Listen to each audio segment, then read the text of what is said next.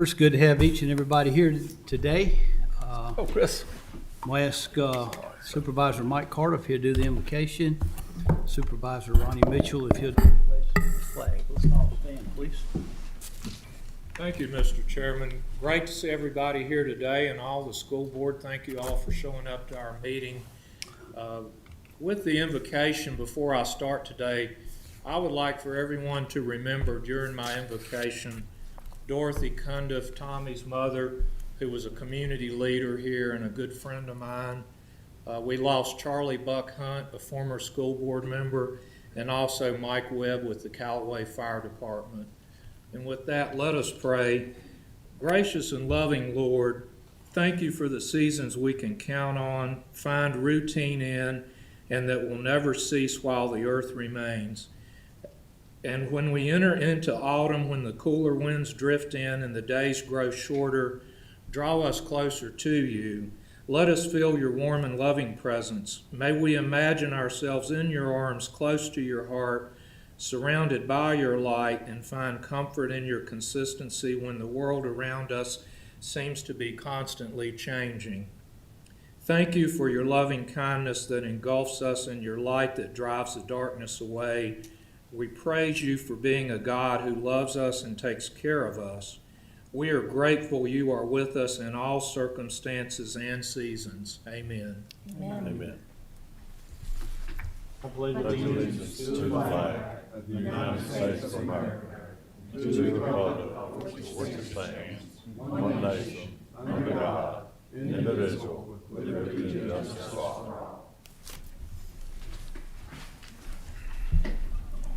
Thank you all for that. Thank you. Do any of the board members have any additional additions or amendments or deletions? Madam Clerk, you'll have to help me today. It's been a long weekend with these words, deletions to the agenda. And I'll entertain a motion then. So moved. Second. All in favor? Aye. Madam Clerk, we've got one here for a public comment. Steve Jenkins. He here? Mr. Jenkins, if you'll come forward, please state your name and address. Thank you for being here today, sir. Thank you. Good day to you all. Thank you for this opportunity. I'm going to read the statement that I submitted. State your name, please, and your address first. Yes, my name's William Stephen Jenkins.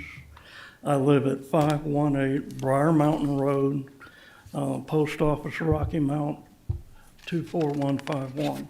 Thank you, sir. I like your look you got going.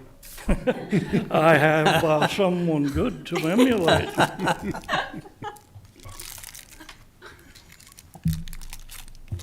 Go ahead, sir. Thank you. Thank you very much to the entire board for this opportunity. I request and propose that the Board of Supervisors adopt a resolution to be sent to the Commonwealth Government in Richmond and our representatives there too, that a great bronze statue of the scene depicted on the medallion of the Commonwealth flag, which I personally call Liberty Vanquishing Tyranny. And that is a picture of the Amazon standing over King George III, be commissioned to replace the statue of Robert E. Lee lately removed from Memorial Avenue in Richmond. The same plinth and pedestal might be used in the text of documents important to the history of Virginia, such as the Magna Carta, the Virginia Statute of Religious Freedom, the Constitution of Virginia, could replace the placards that are currently in place. I believe that this could be of equal prominence and prestige as the Washington Monument on the Mall in Washington, and would be considered by most people as nonpartisan, non-discriminatory, and representative of the great leadership Virginia has played in the creation of the United States of America. Thank you. Thank you. Thank you, sir.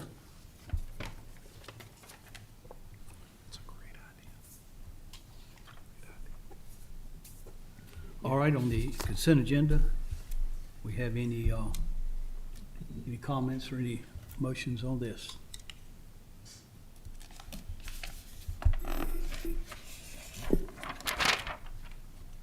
I need a motion. It's approved. Make a motion. Second. Second. Madam Clerk, would you do a roll call vote on that, please? Supervisor Ronnie Mitchell, Yes. Supervisor Smith, Yes. Supervisor Tatum, Yes. Supervisor Cundiff, Yes. Supervisor Carter, Supervisor Leland Mitchell, Yes. Chairman Thompson. Yes.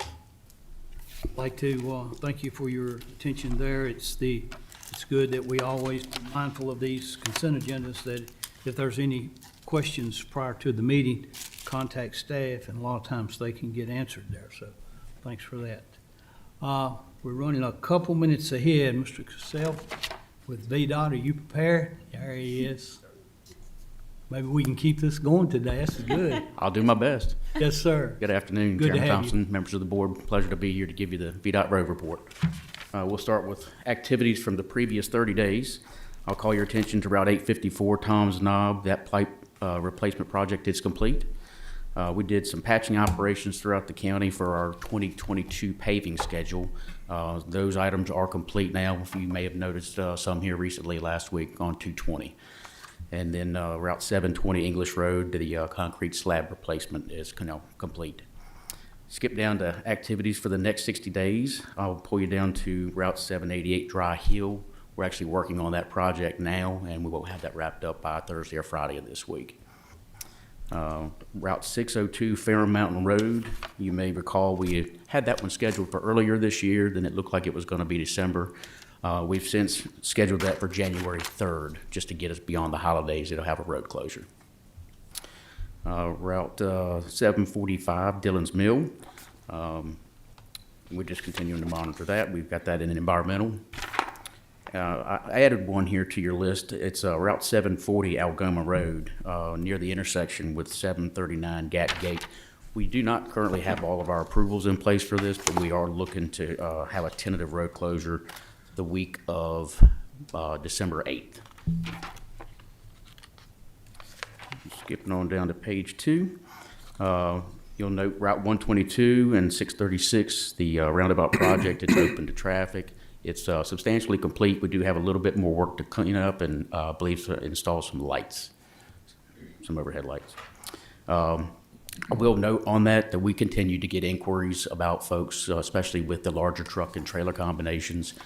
Just a reminder that it is designed to handle those truck trailers to drive up on that apron. That's part of the design. It kind of constrains that intersection to force folks to slow down as part of the design, but just for the larger trucks, but it is designed.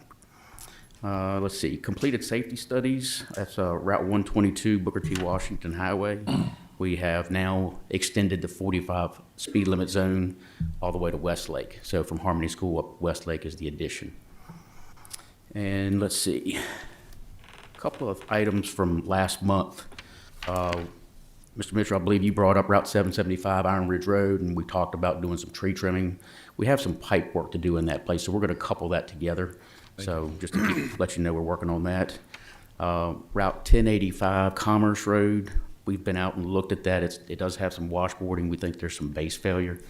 I did confirm that it is not currently on any paving schedule for the next year, but we're going to continue to monitor that. I'll probably get our materials folks to come out and look at it with us and see what can be done.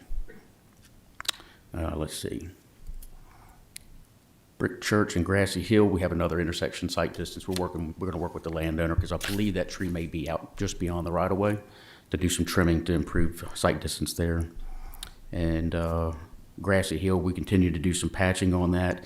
And the remaining part of Grassy Hill that goes through Brick Church, that's on our paving schedule for next year. So that will conclude all of Grassy Hill. With that, I'll be glad to answer any questions you might have. Mr. Gundy? Well, I'd be beside myself if I didn't think that Back Creek is looking good now. I put my car on autopilot and knew how to go through there. I was tickled to death, I tell you. And you didn't spill your coffee. It is looking good. It took a long time to get that away, but I do appreciate it. It's really nice now. If you would look at, I can't think of the road number, but Liston Hill Road at Union Hall, it's where the pipeline one up underneath the road, the Mountain Valley Pipeline. We've got 2 or 3 dips right there in the road. Okay. And I would appreciate if you look into that and see if that can be fixed or how it would be done. Sure. And another thing is, I appreciate what y'all do. You got a hard job. When you deal with the public, it's a hard job. And dealing with me seems worse. But anyway, thank you much. Thank you. Anyone else? I just want to thank you as well. Crew was in Ferrum last week and uncovered the sidewalk that had been covered for several years. And I want to let you know I appreciate what they've done up there. Yeah, we finally found some plans that actually showed it on there. Good, thank you. Mr. Chairman? Hi, how are you this afternoon? I'm well, thank you. I just wanted to once again thank VDOT for the work on the roundabout at Hardy and 122. I'm continuing to get very positive feedback from my constituents, and I'm down through there almost daily. Excuse me, and there's just a noticeable.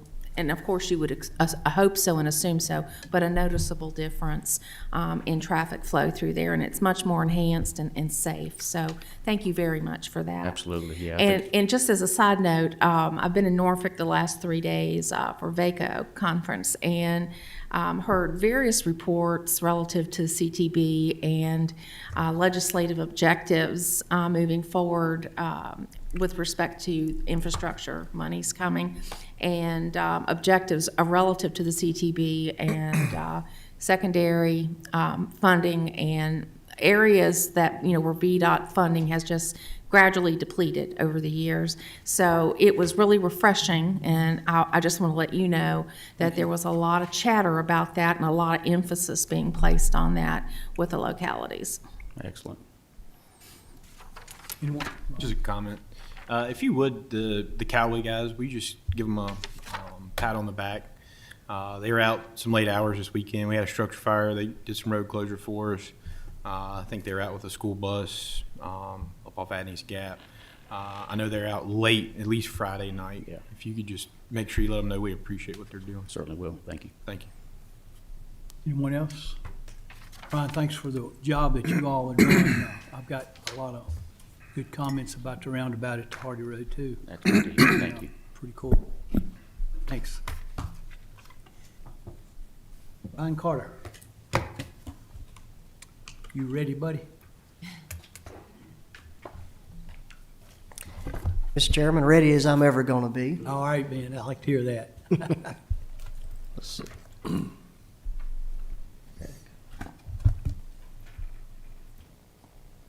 Okay. So, Mr. Chairman, members of the board, so finance report through October 31st. This is 1/3 of the way through the fiscal year. So we would look to see about 33% of our budget. So on the revenue side, you can look to see the ones that are monthly revenues. That the one most important to us is really our other local taxes on the monthly standpoint. That's where sales, meals, and all transient occupancy are contained. We are exceeding that 33% threshold, so revenues are coming in good, exceeding budgeted expectations. Looking down the list, there are no major concerns. Revenue from the state and federal government are within variance realms, so we don't have any concerns on revenue. Same with expenses. The only ones that are a little above the 33% are your general financial administration, and it's also community development. And the reason for that is there are payments within those that are one-time, upfront, whether it's insurance, membership dues, things of that nature. So everything else from a monthly perspective is still looking okay. So to graph that out for you, to show you that revenues are through September, so the red line is the current year. They're a little behind where we were last year. Get into a little more of that detail of that, but ultimately it's mostly timing with property taxes. So to show it a little bit different, you can see under your general property taxes, the bar, the yellow bar being the current year, green line being the prior year. You can see we have a gap of about $2.5 million there at what is collected through October. The other taxes are pretty close, so we're about where we would expect to be or want to be. Now on the taxes, it's important to remember that we had a system upgrade that affected the commissioner revenue and the treasurer, and bills went out a little bit later than they typically do. So I think that's really affecting the timing of some of the collections. So if you want to look at real estate, you can see we're about 1.7 million down from where we were at the end of October last year. I looked at where we were as of last Friday in November. It looks like we've pretty much made most of that up. So I think it's just the timing and what you'll see. So hopefully get the second half of November, we'll see how revenue collections look for the end of the month. But it does look like it's a timing, and that is coming in well. And you're going to see the same thing on personal property. It's about the same percentage realm. This is a little over 700,000. We're short right now, but that has the same scenario as the real estate. Looking about mid-November, we're still looking stronger in November this year than we did last year. So we're making up that difference. So our sales tax continues to increase. It has certainly moderated from what we saw last year. We're at about 3% year over year. That's 68,000. So 3% is decent growth. Love to see about 5%. But I think one of the things we want to monitor on this one is that that's going to be highly indicative of kind of how the economy goes. You're going to start to see, this is going to pick up your bread and butter things. You're going to see your groceries in here. We're not seeing what the state is seeing. The state had about a 12% increase in sales tax statewide in October. So we're below that, and we were last month as well. So it's something to keep an eye on. This is a fairly significant portion of our budget, general fund budget. We collect $5 to $6 million in sales tax a year. So any reduction in that does start to make a serious impact. Meals tax still looking good. We're at about a 15% increase, about $78,000. Percent of budget. Last year was a little bit of an aberration because of the adjustments we made, expecting revenues to come in less than they did. So I look back 2 years ago to the 1920 year. We're ahead of as far as a percent of budget. We're at about 49% instead of 46%. So revenues are coming in, exceeding budgeted expectations. They are looking, when you look on a comparative basis, they're exceeding, and we're not concerned at this point. This would be one of the areas that, if inflation continues, we may look to start to see a little bit of a contraction in the meals tax. Same way with transient occupancy. So on the occupancy, remember again, we approved an additional 2% increase to that tax. So depending on how you look at that, you would expect some bump from that. So this 35.5% really could be all the bump. Transient occupancy taxes could be flat, realistically. When you look at 2 cents off of what was 5, now 7, that's about a 30 or 40% increase in the tax rate. So, it's tough to tell. We don't get the data necessarily to break that out, but want to be aware that that's not necessarily growth. That could just be solely contributed to the increase in the tax rate. So to break down expenditures, you can see we have an increase in October. That looks to be timing. If you notice, August and September were below the prior year. So overall, we're still within budgeted norms, no concerns there. You look at the categories, you can see really across the board, we're about even. No major concerns. Public safety is less, and that's the category of public safety, not the department, is less this year than it was last year, and that's still related to the CARES Act money. We'll probably continue to see that for this fiscal year. Breaking down health and welfare a little bit more, you can see social services increase. That's their operating, and then the programs, which is more subsidized by the federal government. We would expect to see some increase because of the cost of living, the 5% that was effective July 1st. We continue to see that. We are still seeing increases in foster care and adoption subsidy on the social services side. That doesn't seem to be unique to us. That's across the state. CSA it's closer than it was. So we're narrowing the gap. We do have a little bit more later on that, but we are starting to see some really expensive cases come across our CPMT agenda. So at some point, that's really going to start to make an impact. So for fund balance, so prior meeting, the board did approve $3 million in rollover funding. for various different sources, and so that takes off of the balance. We've adjusted for about the 2.4 million in the school year in surplus, and I know there's an agenda item after this for that request, pardon me. So, still factoring in our 20% general fund revenues, we're about at 7.1 million now over that policy minimum.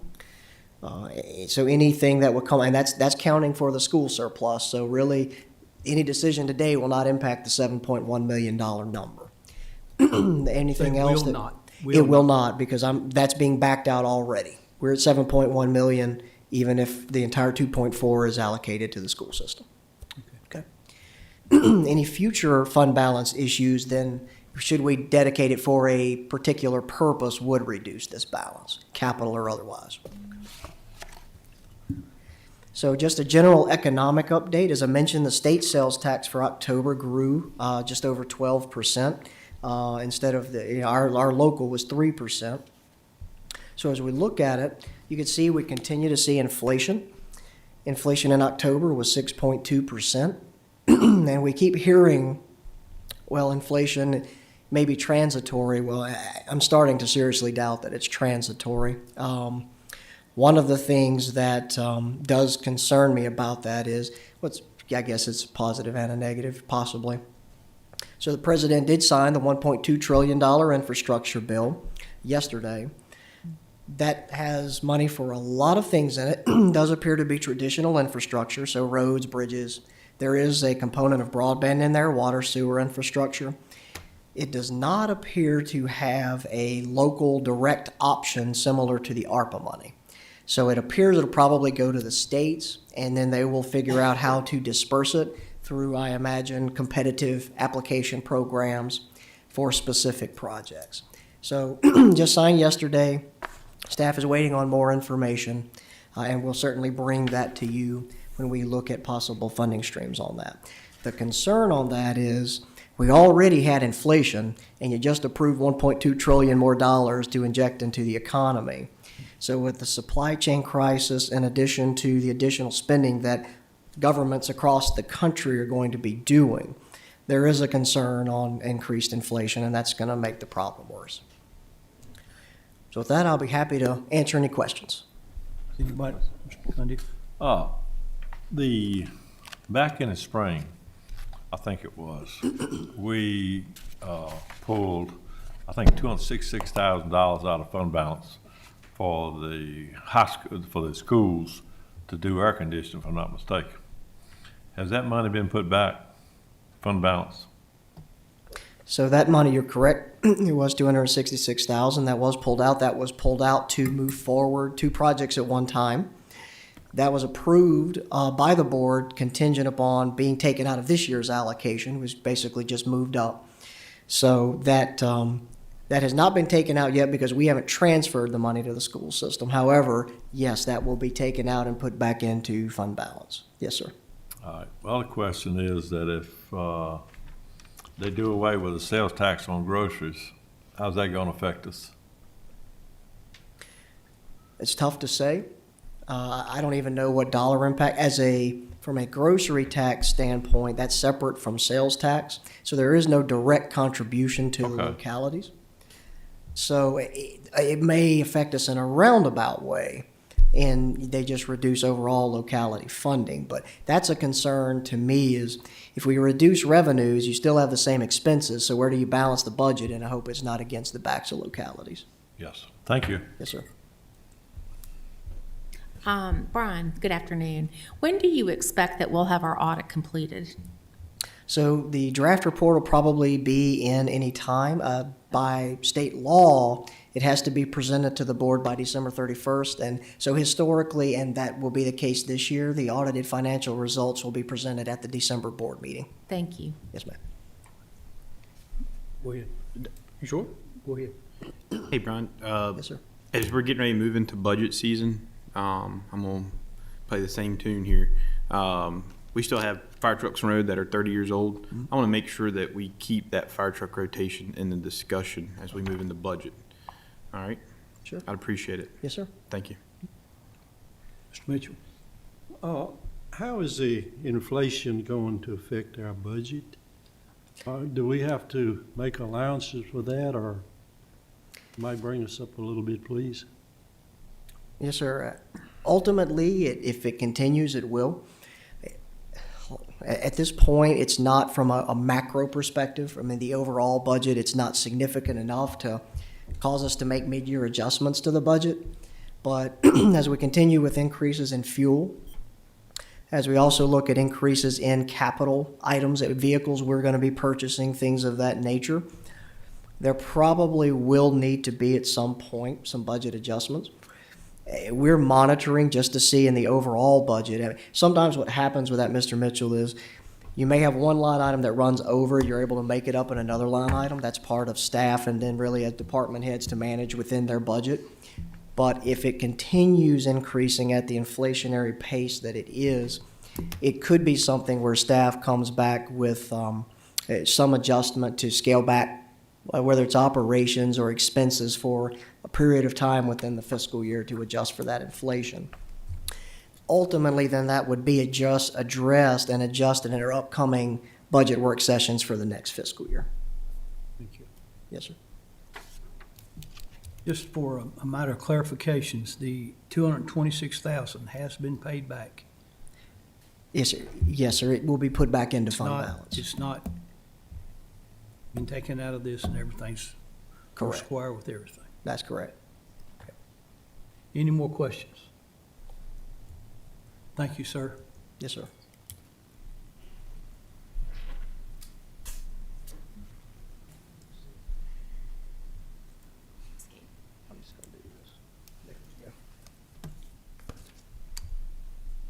Dr. Bernice Cobbs, Superintendent, Franklin County Public Schools. Dr. Cobbs, will you come forward, please? Thank you.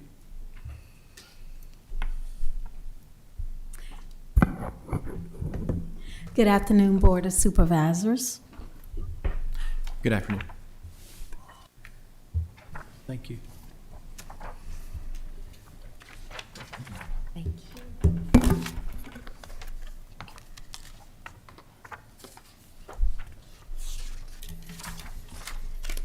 Before I get into the carryover funding, I'd like to make a statement, if you would allow me. This is regarding the budget approval oversight on our part. We have been inundated with many additional responsibilities during the pandemic, and the process of coming before you, the board, was an oversight on our part. While this is no excuse, we say confidently that this will not happen again, and I do ask for your apologies.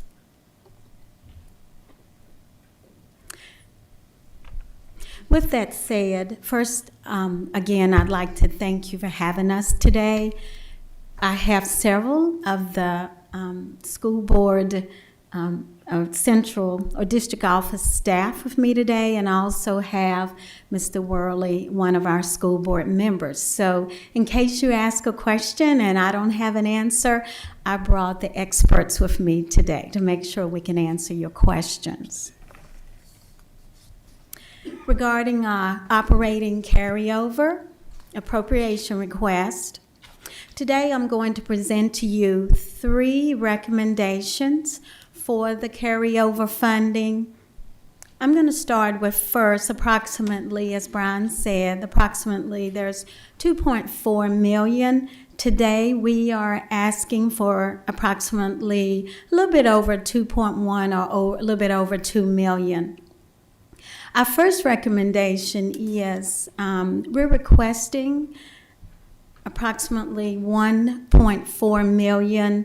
We would like to provide our staff members, first our full-time employees, which is approximately 1,250 with a $1,000 bonus, and our part-time staff, which approximately 126 part-time employees with a bonus.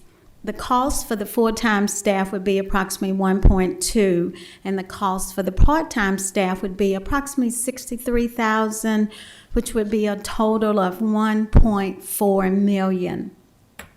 And we come before you because our staff, they have taken on, all of our staff members have taken on extra workloads to help us keep schools open, to help us transport our students, to help us feed our students. Our maintenance department and operations department, all of our departments have taken on more responsibilities due to the pandemic, the impact of the pandemic, and we would like to provide our staff members with a bonus. And that is recommendation number 1. Does anyone have any questions regarding recommendation number 1? You want to do this way, doing each one individually, or just let her do a presentation and then do questions? Well, I can wait in the presentation to ask my question. Okay, Go ahead. whatever you all would like. Let me go ahead and ask it. Okay.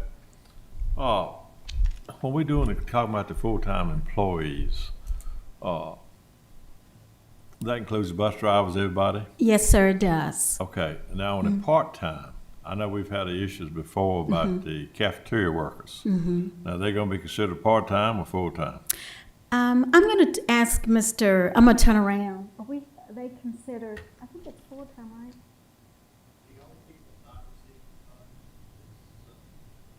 Right, but his question was our cafeteria staff. Would be full-time.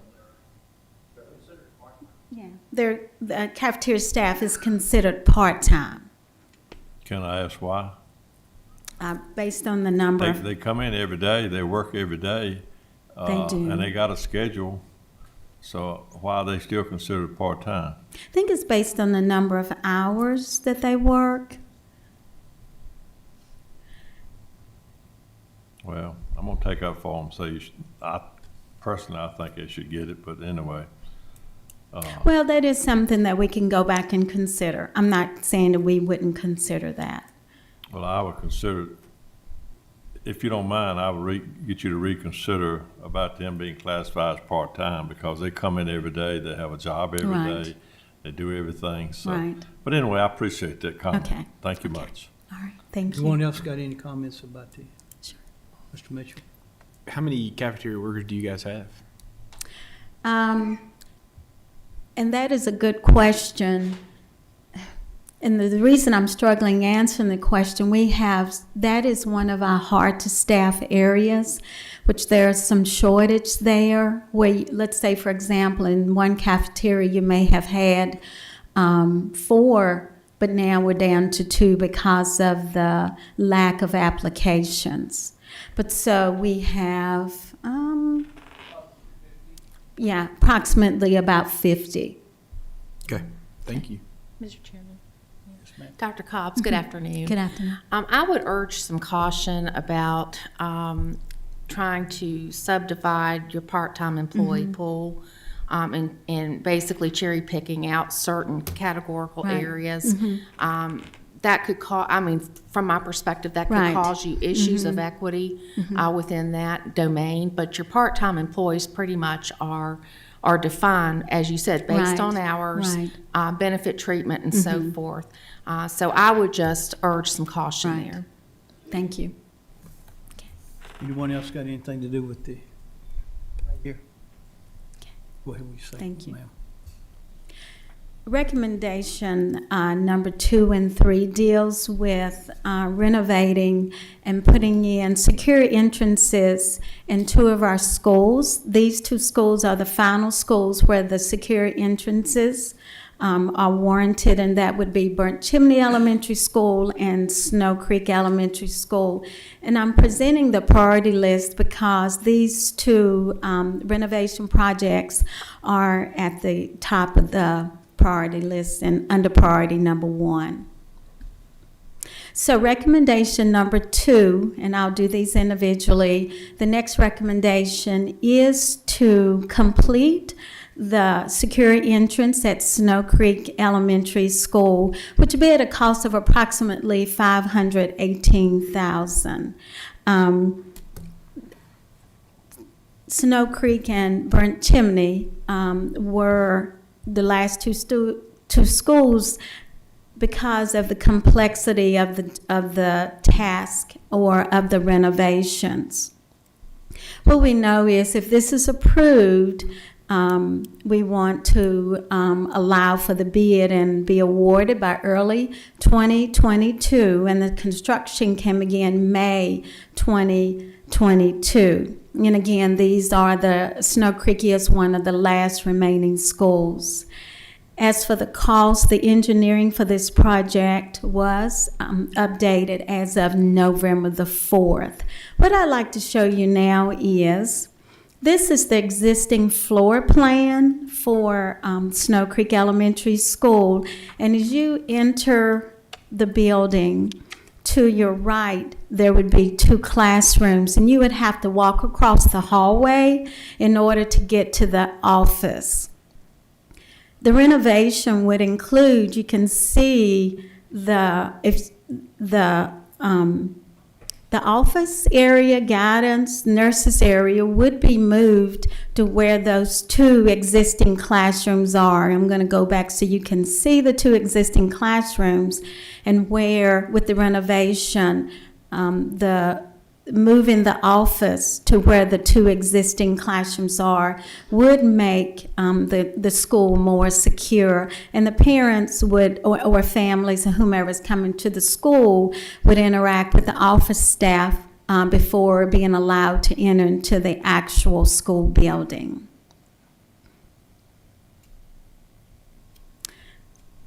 Does anyone have any questions about the Snow Creek renovation? Mr. Excuse me. I'm all for it, because when you enter the school, you basically are entering the hallway of the Right. classrooms. Mhm. And I guess my concern would be, it took it a long time to come to where we could do it. And I think that this is certainly appropriate and well needed. Thank you. Anyone else? And our next recommendation is certainly for the Burnt Chimney Secure Entrance Project. And similar to the Snow Creek, we would want to send out the work to bid and be awarded by early 2022. And that construction would start as well May 2022. And again, the engineering cost for this project is up to date as of November the 4th. This is the plan layout, and it's on the same slide. You see the existing floor plan. The cost for Burnt Chimney is approximately $104,000. It's not as costly as Snow Creek, because if you look at the existing floor plan, as you walk into Burnt Chimney, as soon as you walk in, if you look to your right, there is a teacher workroom there. And then you would go on down the hallway, and the office is across the hallway. Looking to your right at the proposed floor plan, what would happen is, as you enter the school, that area would become more secure with a swipe. You would have to swipe to go into the main building. But as you enter the building, the office area would replace the teacher workroom there. So anyone entering the building would interact with the office space, and unless it was necessary, they really would not have to enter the hallway into the main building. And again, this approximate cost is $104,000. Are there any questions? Anybody got any questions in regards to this proposal? Yes, sir. Go ahead, Tommy. Cops, Yes. these new securities, are they electronically locked, Yeah, manually locked? they would be electronically locked. So if somebody's, just forbid, don't get me wrong, forbid if anything happens, you can lock it down without anybody going to the doors. Yes, Or mhm, representing yes. Target or something like that. Yes. Okay, I appreciate that, thank you. Yes.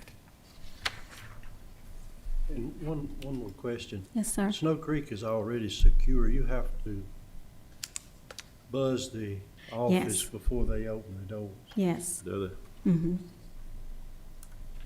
The renovating just makes it even more secure. You'd interact with the office before if the person didn't need to enter into the main hallway, which you had just said, then it just makes it more secure. Okay. Anybody else on this, on proposal 3?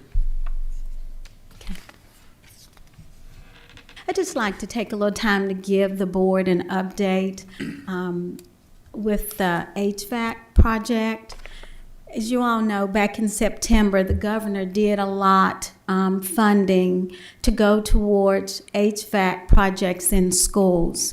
We received notification that our portion, of course, using the application process, is approximately $1.2 million. Our board did approve for us to move forward with the application process, which was sent in on November the 8th, and these funds would be dedicated to any future work at BFMS HVAC at the middle school. Also, as you all know, we do have a line item from ESSA 3 for $1.5 million that we have dedicated to the middle school HVAC project as well. As Brian covered and I have covered, there's still a remaining approximately $423,000 from the carryover funding. And we would just like your consideration, and I'll explain. For the purchase of school buses, our fleets are dwindling and we are in the need of school buses. However, if you, the board, prioritize the funding to go towards the HVAC project, then we could do that well. What our suggestion is going to be is that we do know that there may be additional carryover funding from the school's operational budget. What we're suggesting today is if you would consider the 3 recommendations, then we come back to you when we know the actual remaining balance, and then at time we could look at and recommend a certain number of buses and or the HVAC project. We know right now the remaining is 423, but we believe that that amount is probably going to go up after the audit is completed. Finally, I just want to touch base on $2.4 million is a large amount, and usually the school system, as you all know, we don't have this type of funding every year. I think in talking to Mr. Terry, he said the last time it was probably around 2010. With that said, and I know you already know this, the grants have played a favorable role in the amount that we're bringing before you, but also some personnel expenditures that occurred because of the staffing that either we're not able to hire or that we did not hire during that pandemic surge. For example, substitute teachers, substitute custodians, bus drivers, field trips, remediation, tutors, and also throughout the pandemic, many of our retired employees were not able to take advantage of the retirement plan where they could come in and work 20 or 25 days and get a stipend. So there are many reasons as to why we have this funding, but I just wanted to touch base on some of the reasons why we have this funding. And again, I'll say the federal grants have played a favorable role in these fundings. That was going to lead up to my question, where I was going to ask for the top 3 categories where these funds came from. The top 3 would be I would say funds came from the retired employees not able to take advantage of the DSIP plan, and that would be the 25 days where they were able to get a stipend. I think it came from personnel shortage, where at one time, for example, we were not hiring tutors or certain personnel because of the pandemic, but also personnel shortage, just haven't been able to hire individuals. The applicants are not there. Some fuel savings, and I hate the word to use savings, because when we were on hybrid, as you know, on Wednesdays, our students were virtual, so we were not sending out the buses. So it could be some savings there for fuel and maybe utilities, but I think probably personnel, retirement incentives would be probably the top categories. Thank you. Mr. Chairman, yeah. Yes. Dr. Cobbs, first of all, I would like to say that I applaud your leadership and the school board's leadership in looking at your carryover in a way that addresses priorities and one-time spending. That's just good fiscal, best practice. So I applaud that, and I definitely am so happy to see that the safety renovations are being recommended for elementary schools. It's sad that we are this far behind, but this is a tremendous opportunity to get all of those completed. So again, I applaud the attention to those 2 issues. In addition, the governor's HVAC grant, that is a wonderful thing that you guys picked up on. And I personally appreciate the attention to the middle school HVAC capital project. As you guys have, as you've indicated in your presentation, allocating 1.5 from ESSER and now a grant for 1.2 with potential other monies coming into that. I can tell you as a supervisor and working with the school board, I appreciate the fact that you all acknowledge sharing project cost on that major capital project. So I am, Mr. Chairman, definitely in support of the request, further in support of the balance of the carryover amount to be retained. And from an accounting perspective, I don't know if it would be retained in capital reserve or what have you, but earmarked for the schools to return back to us with better, more up-to-date information about what they feel they would like to do with that under some of the presentations that you've made, Dr. Cobbs. So I am in full support of this request. Thank you. Mr. Taylor? Dr. Cobbs, I Yes, just sir. want to say thank you for your presentation, and I appreciate the work you've done. Also, I want to steer off just a little bit for a minute, and then I'm going to come right back. Okay. I would like for you to relay a message to our bus drivers Yes. and people in transportation. And, I've been watching the news over the last couple of weeks, and it seems like our Henry County, Pittsylvania County have had terrible crashes involving their buses. And, I sat on a committee years ago that reviewed accidents, and when our bus drivers drive somewhere around 3 million miles a year, and just tell them how much we appreciate them keeping our children safe, and the Right. awesome responsibility that they take so serious and take to heart and do a wonderful job. And now to get back on task a little bit, I appreciate your presentation, your request. I think they're all reasonable. I agree with Ms. Smith that I support these requests. I like the idea of setting aside the leftover money Right. in case you come up and you need some buses or other HVAC issues. I think it was well thought out, well planned out plan, and I too support it, and I appreciate your work. And Mr. Tatum, just so you know, Mr. Williams is here today. He is our Director Yeah, I of did see Jason Transportation. back there.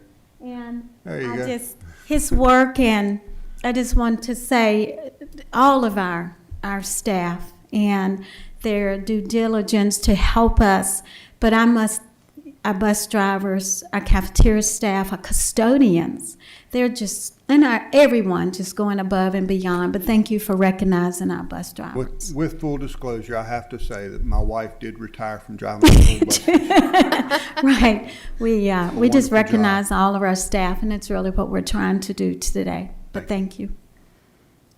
Mr. Mitchell. Thank you, Mr. Chairman. Congratulations on navigating this first year of your career. I say think this it's December will be one whole year. one whole year, I know. And I think you're doing an outstanding job. Well, I have excellent staff and board Yeah, members. but they got to have a too. leader. That's well, So- this is true, but you have to have people that's in your corner as well. Yeah, So, I but like thank how you. you come in here, you tell us what you need, you put it on paper, and I support everything you've brought before us today. And I'll touch base on what Lori said, the remaining $423,000. I look forward to seeing what you guys need for that. Just for the people I know, you guys need a school bus immediately, right? We Didn't do need just school lose one? buses. We do. We have, I think, 8 that right now are not operable. So we do need school buses immediately. But and Mr. Williams can speak more to that since he's here. But we do. We're in need of school buses. So do we want to wait? Well, I'm gonna be honest. I would feel better if we did because in working with Mr. Terry, and we believe that the carryover is going to be larger than the 423,000. I think if we can work with the full number, then it would be it would serve us better. Okay. And the security measures that need to be in place, so these are the last 2 schools The last 2 schools, that doesn't have another wall to separate. right? All right. The last 2. How do you feel about school resource officers? I'm an advocate of school resource officers. Okay, good. I just think their mere presence, and I can only speak to my experiences as a principal. We worked as a team, and for the best of our students. I won't tell you every day was perfect, but we really worked well together. I really do enjoy working with our town officers, our county officers, Sheriff Overton. I think we have a good working relationship. And I truly believe, too, our resource officers really work hard to build a relationship with those students. So I'm an advocate of resource officers, and if I come before you and ask that we remove our resource officers, please take my temperature. Please do. Well, thank you so much. I see great things coming for the school system, and I want Mr. Spencer to work really hard and get us an up-to-date cost on middle school HVAC only. This is coming just from me. I need to see that number. Mr. Spencer's here too, as well. Yeah, Yes. I saw him. Yeah. Just as we're moving into the budget season, twice your tax collection money coming about. We've already got money set aside for HVAC, so I would like to see not that the whole grand project, just HVAC, just so we can be able to digest that when it comes on the table. Okay. Okay. All right. I support everything you presented today, and thank you. Thank you. Anyone else? Thank you, Dr. Copps. Just a quick comment. I have talked about that HVAC system every year I've been on this board. So let's please take this money and get started on this and get it fixed. Well, we're going to need the board's help, but thank you. We're willing to Certainly, help, and I yes. want to see it fixed. Yes, we do. Thank you. Thank you. Yes, sir. I just want to reiterate, I hope you all do look at the cafeteria workers again, because I know you have problems keeping them. And so I believe if you give them the bonus and the full bonus, to help them out, I believe that would really help you or help the school system, help Right. us as a county. Right. So if you would revisit that, I'd appreciate it. Thank you very much. Thank you.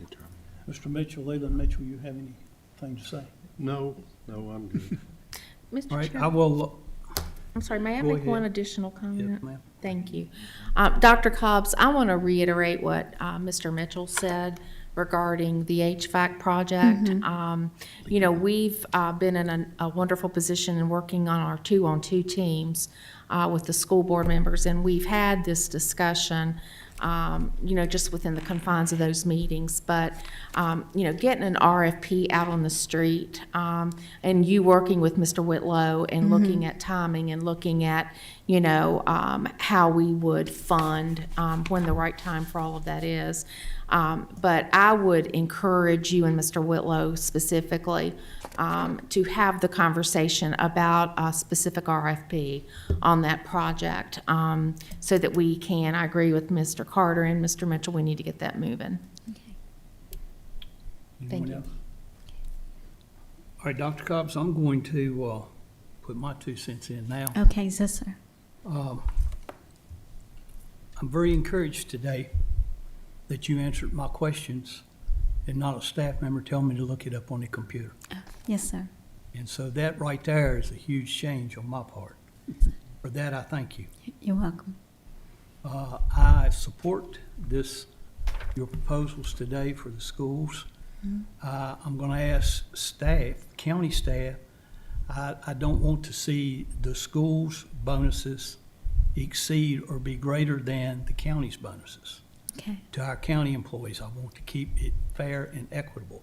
Yes, Now, sir. I know when it comes to law enforcement and public safety, that there is some comp board money involved there, not only the county money.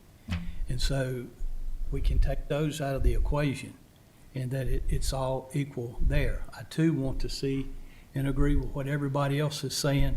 The problem with the heating and ventilation, that needs to be addressed. The problem with the schools need to be addressed, and we need to use this money wisely because I think that in the future, we don't have, like Franklin County is different than Washington DC. We don't have a money machine in the basement. Right.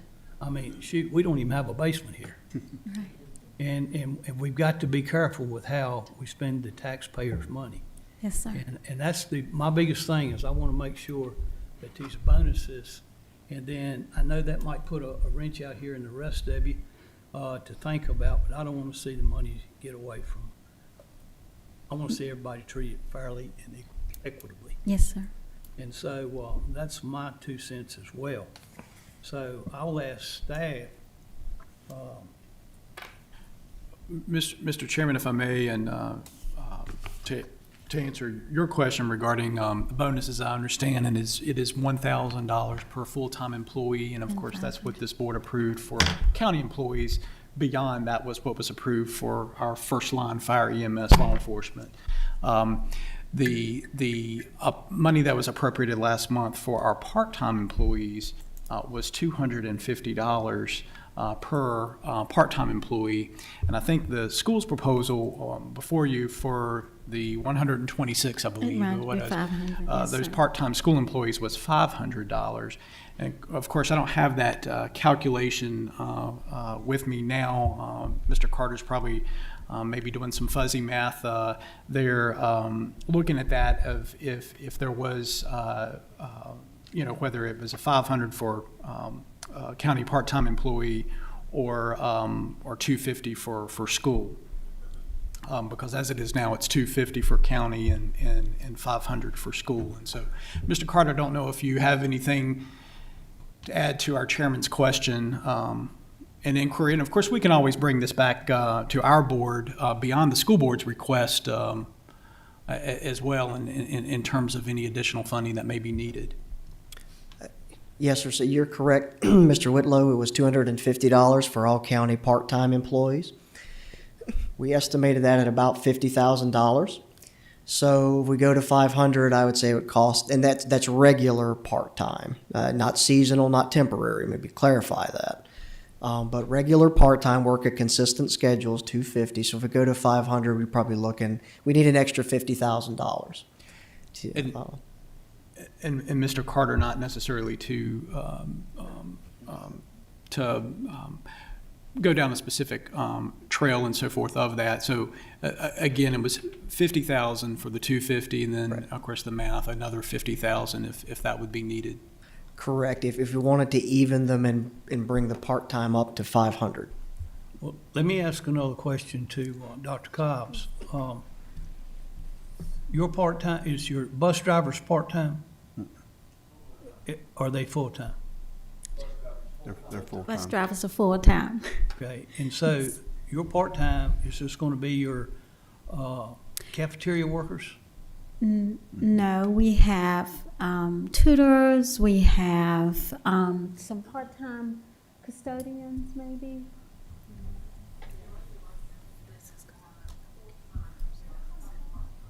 Right, that's what I was thinking. I apologize. Ms. Rogers said the majority of our cafeteria staff is actually full-time, but we do have some part-time cafeteria staff. We have a few part-time custodians. We just 126 part-time staff members, if that makes That sense. answers the question. Yes. Thank you. All right, so did that raise another question? I mean, if we take it to a vote, we'll vote on it and do what it is, but does that raise any questions or concerns with what I stated there at the end, Mr. Tatum? So if I get this right, if we award the 500 for the part-time employees of the school, if we want to make it the same for the county employees, it's going to cost us roughly $50,000 increase to give the part-time county employees the same. Okay, that's, Where would that come from if we did that? yeah, where could we find that?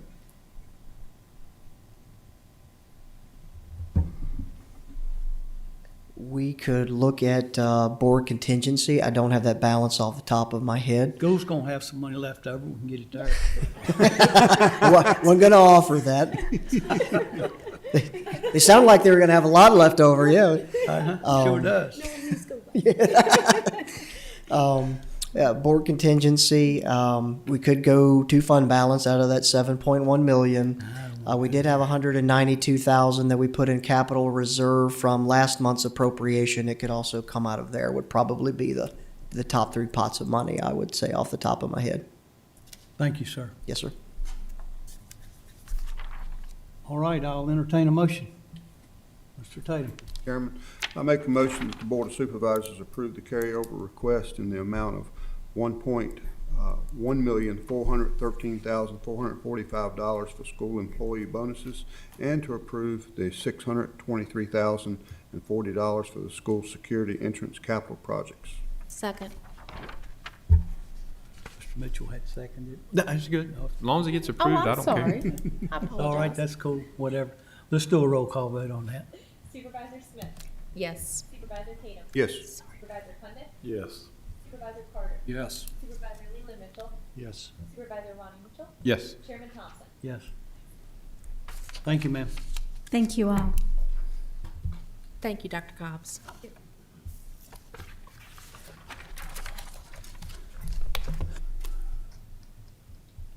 Morgan Romeo, Executive Director, Virginia Blue Ridge Center, Blue Ridge Career Works, and Kathy Hodges with the Franklin Center.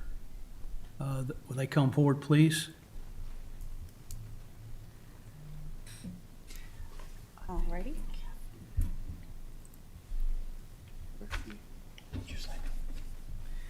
Got it. You're so good. Absolutely. Mr. Chairman, Kathy, Mr. do you Oh, go want, ahead. are you wanting to start this to introduce her and say something first? Oh, I would.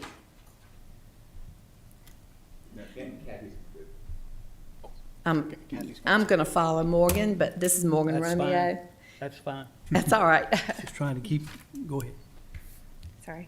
Mr. Chairman, members of the Board of Supervisors, thank you so much for having me today. My name is Morgan Romeo. I am the Executive Director of the Western Virginia Workforce Development Board. I have to give a thanks to Ms. Beth Sims for inviting me today after seeing one of my presentations, and wanted you all to know a little bit more about the Regional Workforce Development System and what we do. So the Western Virginia Workforce Development Board, also known as Virginia Career Works, we are the regional convener for workforce development serving the Roanoke Valley and the Allegheny Highlands. We serve 8 localities, including Franklin County, go all the way up to Allegheny County and back down to here.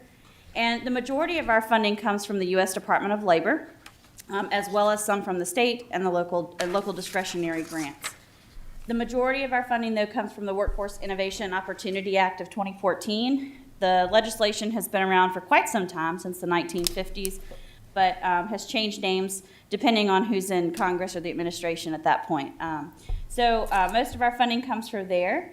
And what we do is we are really responsible for convening all of the workforce development agencies throughout the region and making sure that we are doing the best we can for our businesses and job seekers, reducing duplication, increasing efficiencies, and making sure we're leveraging funding.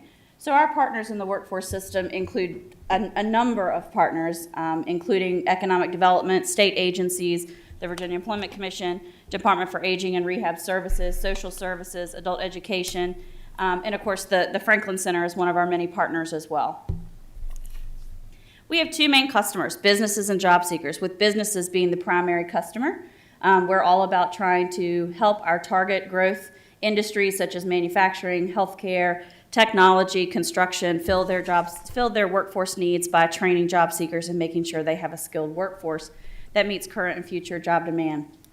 We do that in a variety of ways. The pandemic really made us kind of look at our service delivery, of course, with everybody going virtual and everybody going home and shuttering for a year and a half. But we do have 3 physical centers. Our comprehensive largest center is located in the city of Roanoke, right off of Third Lane Road near the airport. And then we have 2 smaller affiliate centers, the Franklin Center and the Covington Center, in some of our outlying areas to try to reach those other populations in the outlying areas. Some of the services that we can provide through our federal funding and through our discretionary grants, it's very broad, but job seeker services include anything from basic resume help, job search help, interview techniques, up to helping upskill with tuition, training dollars that go towards our great training providers in the region, including our community colleges, private, for-profit providers, adult education, and whatnot. We also provide supportive services. We've done a lot of that over the pandemic. A lot of people needing assistance with housing, food security, transportation to and from their work, transportation to and from their training. And then we've also really beefed up our work-based learning opportunities. So letting our students shadow internships, getting on-the-job training going on to really help those folks train while they work and earn is kind of the new mantra. As far as business services, we work very closely with Ms. Sims in the Economic Development Office, visiting businesses right here in Franklin County. Providing hiring events is our basic thing that we do, as well as providing funding for training, funding for their existing workers to move up the ladder into management or supervisory positions, providing them information on labor market, wages, benefits, things so they can be competitive in the market, and then just helping them with generalized recruitment and hiring assistance. So what I wanted to really talk to you guys about today is kind of what we've seen as the regional workforce development entity across the pandemic. And really want to talk to you about some historical data that we've seen in our region as well as Franklin County of what we're seeing with our workforce. So talk to you a little bit. This is actually the Roanoke MSA, what's on your screen right now. But wanted to talk to you about what happened. And everybody lived this, so I'm not talking about anything that is unknown to anyone. But April 20, we obviously hit our highest unemployment rate. It was actually higher in the region than at any point during the Great Recession between 2008 and 2011, a 10.8% unemployment rate. It was tough. The orange line that you see on your screen is actually the Virginia levels, which you'll see the blue line for us is our Roanoke MSA, and we were right in line with what they were seeing. Now here's some statistics on Franklin County. So Franklin County's unemployment rate peaked about 9.8%, a little bit lower than the state's average, but still very hard felt and very hard hit here in the locality. Industries that were hardest hit, this is no surprise to anyone. The top 4 industries really span retail, hospitality, and you'll see that they also are the lowest wage industries. They pay the lowest wage. Teachers, educational services were also hit very hard by the pandemic, and of course we all knew that. So these are statistics based on the unemployment data that came out through the Virginia Employment Commission. And because those low wages were the hardest hit, what we have seen over the recovery that we have seen thus far, the lower wage positions and folks who were earning that lower wage have still not recovered. So this pink line that you see on this graph represents higher waged opportunities, greater than $60,000 a year. The mid-range, the blue, is your national average of wages, and then the green, as you see, that has not recovered, is your lowest wage positions making under $27,000. And so you'll see that some of these top industries that were hit in our region, those individuals still have not recovered from the pandemic and the effects of the pandemic. Just some kind of scary facts that I gave some other folks that were really troubling. 1 in 9 adults with children, their household lacks sufficient food in the last 7 days. That's just really tough to see. 1 in 5 renters living with children are still not caught up on their rent. Over 1 in 4 adults still had trouble paying for usual household expenses in the last 7 days. So those are things that we're still seeing in our centers, folks that are requesting services from us. We're still seeing those issues pop up. I wanted to talk a little bit about the Roanoke MSA labor force participation. For those of you that are not familiar, these are the folks that are eligible to work, that are working in the workforce, and what percentage of that. So you'll see over the last 10 years, our labor force participation has been declining as a region, regardless of the pandemic. The pandemic only heightened our sense of what was happening with labor force participation. But over the past 10 years, our region has been declining.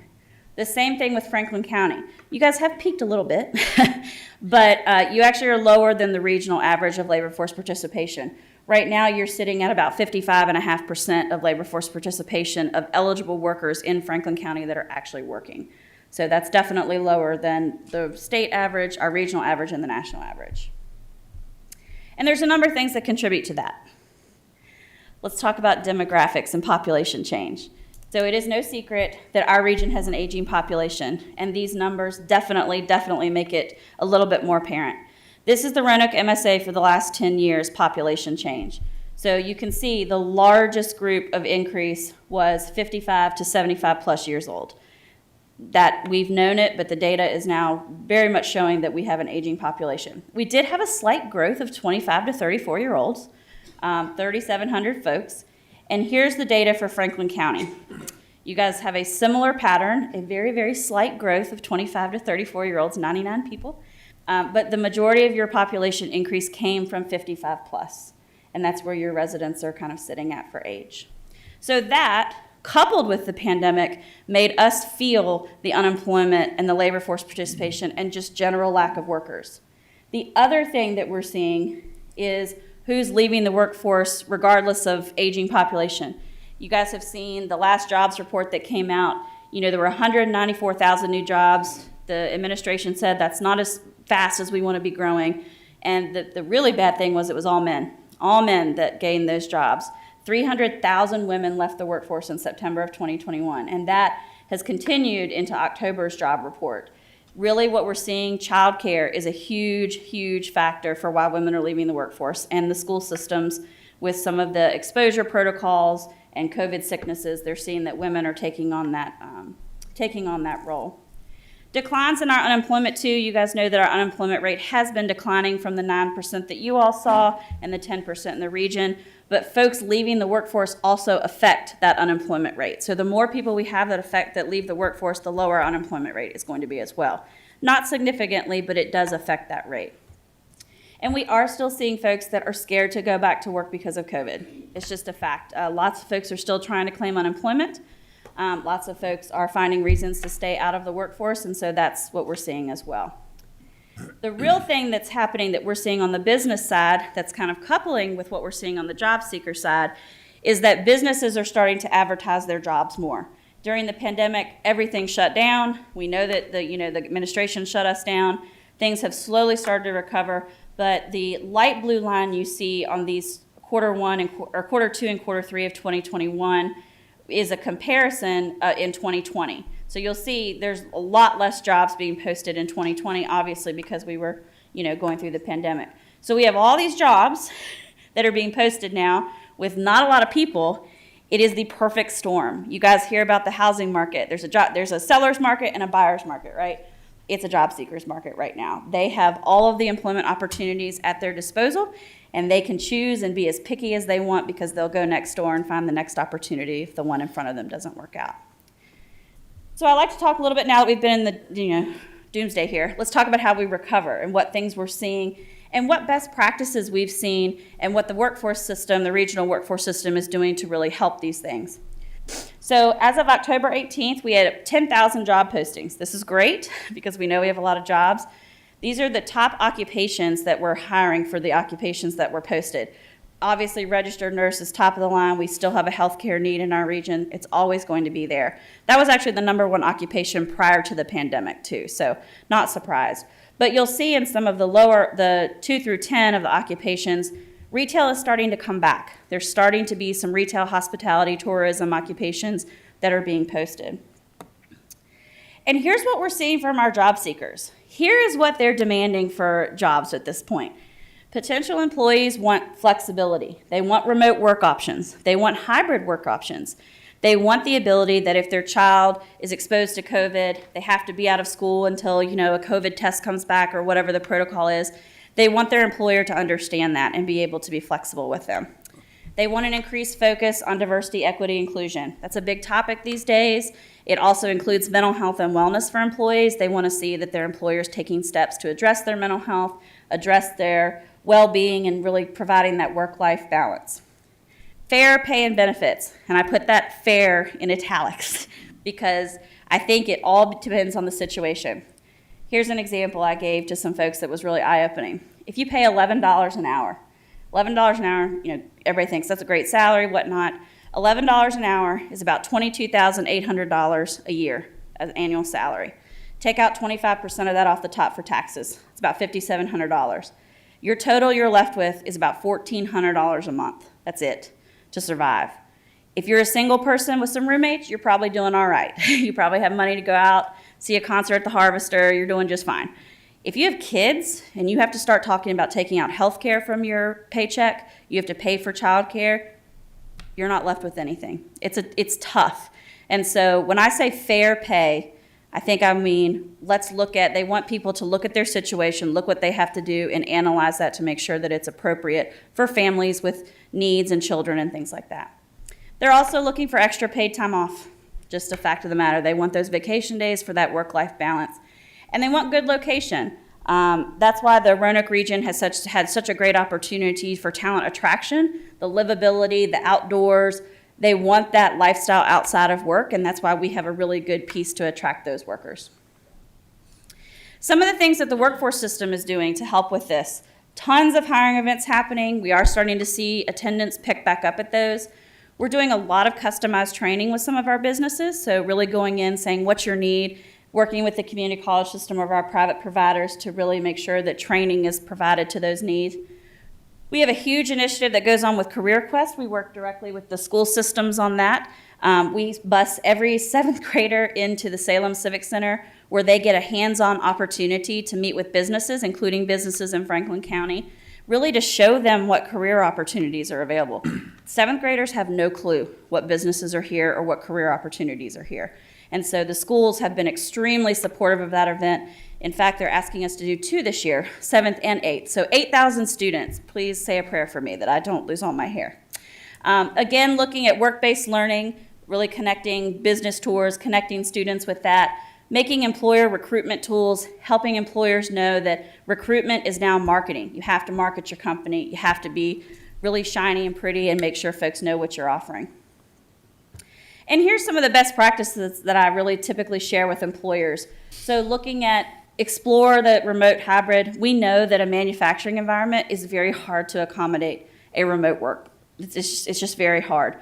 So we're not saying you have to go all hybrid, but look at what you can do and provide flexibility to your employees. Also, by providing that remote or hybrid work, you increase your pool of talent.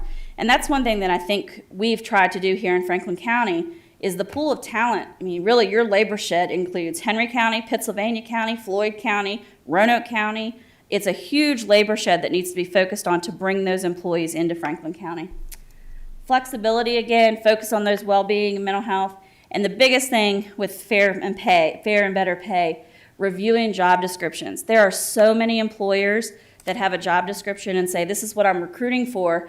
And you start talking to them about what they need and what they're looking for. And they give this, I just need people that have lungs and can breathe.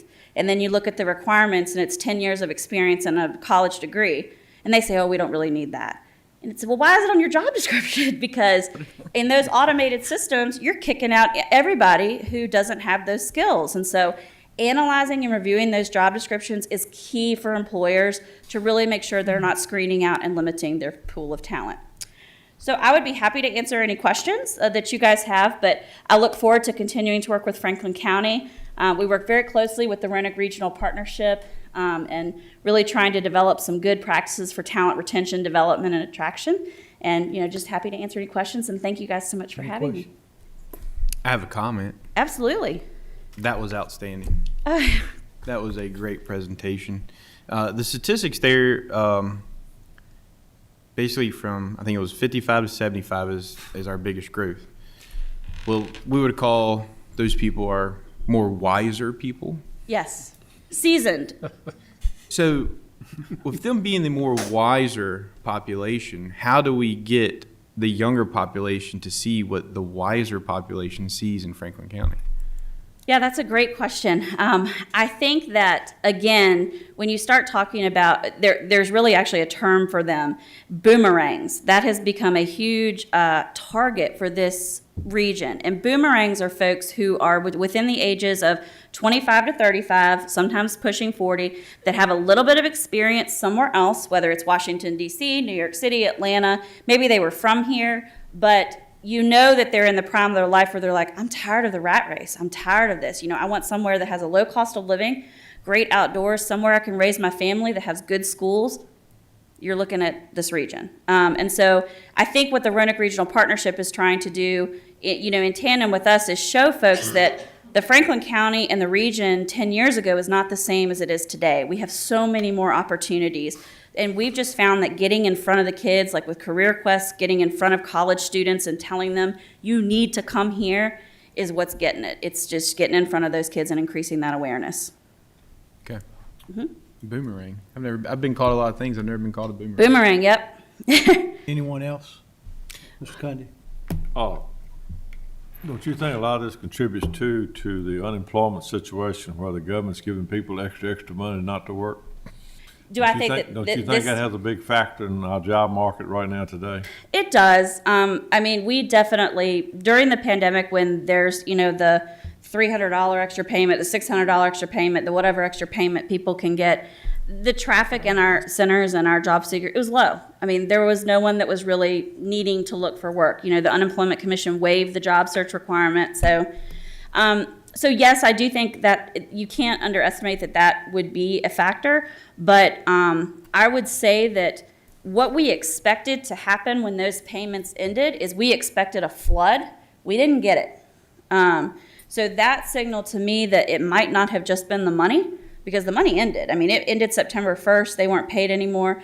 So unless people were really rolling in it and stocking up and saving and not going on expensive trips and things like that, I would say that there's other things, and I think that's fear of the pandemic. Child care is really the biggest one. It really is.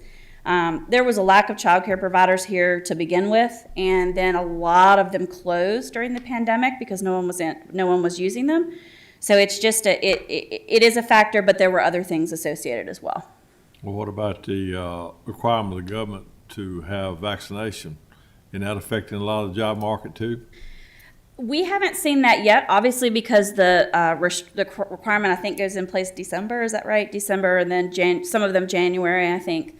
I'll be curious to see what happens. I'll particularly be curious if those individuals qualify for unemployment benefits once they're separated from employment. I don't think they've ruled on that yet. I don't think they've changed the law, but it will be curious to see what happens for sure. All right, thank you. You're welcome. I appreciate your presentation. Absolutely. Morgan, hi. Good Hi. afternoon. The population slides that you have, including the one that's up here, these run through 2019. Correct. Now, when I consider what's been going on in my district, in the Gills Creek district at the lake, the out-migration numbers, it seems to me, if we were to run numbers for 2020 and what we know up to today in 2021, I could almost see these numbers flipping. In migration in this 35 to 45-year-old category, And I would think that the 65 to 70-year-old demographic is going to come down. When are you going to revisit these numbers comparatively to the 2020 experience? So the data that we use has not updated for 2020. I think there were a variety of things, just everything was a mess. So it's hard for them to dissect true data from it. There are pockets in our region. I'm very familiar with the Gills Creek area. There definitely are pockets in the region that did see an increase. And I'll give an example. My sister was one. She lived in Arlington during the pandemic, and she moved to Arlington for the social scene, to hang out with her friends, to the nightlife. Well, that stopped during COVID. So she was sitting in her apartment by herself in Arlington, Virginia. And she said, what am I doing? Why don't I come home? And she was not the only one that I personally know that did that. So I agree with you. There will definitely be pockets that I think we will see in our region where the 25 to 34, even the 35 to 44 might have flipped and skyrocketed. I don't think it will be enough to change the trajectory of our overall population growth. But yes, I agree with you. I think there will be some changes based on the pandemic for sure. And just fundamentally, from my perspective, I think economic development initiatives in conjunction with tourism and education, those three things together are driving these numbers. Absolutely. Whether you're pre-COVID or post-COVID. So lifestyle and across all those categories and how we as a county look at those three areas and be proactive to attract in-migration. COVID may have caused us to have a hybrid model of looking at numbers like this, but to me, it's a fundamental challenge to localities to examine what it takes to compete in this day and time, knowing what we know today. Absolutely. I completely agree with you. Okay. Thank you. Anyone else? Thank you, Ms. Romeo. Thank you. Ms. Hodges? And Mike had asked me just to add a few local items and information. I'll have a more detailed presentation for you during the budget process, so I'm just going to highlight a few things today. First of all, I want to say thank you for the bonuses that were approved for county workers. We truly appreciate it. Some of the job services that we have at the Franklin Center, not only do we work with Virginia Career Works and function as a one-stop, as you know, we have Virginia Career Works all over the state. But we also further the efforts of the regional and state workforce organizations, and we focus on our businesses and citizens here in Franklin County.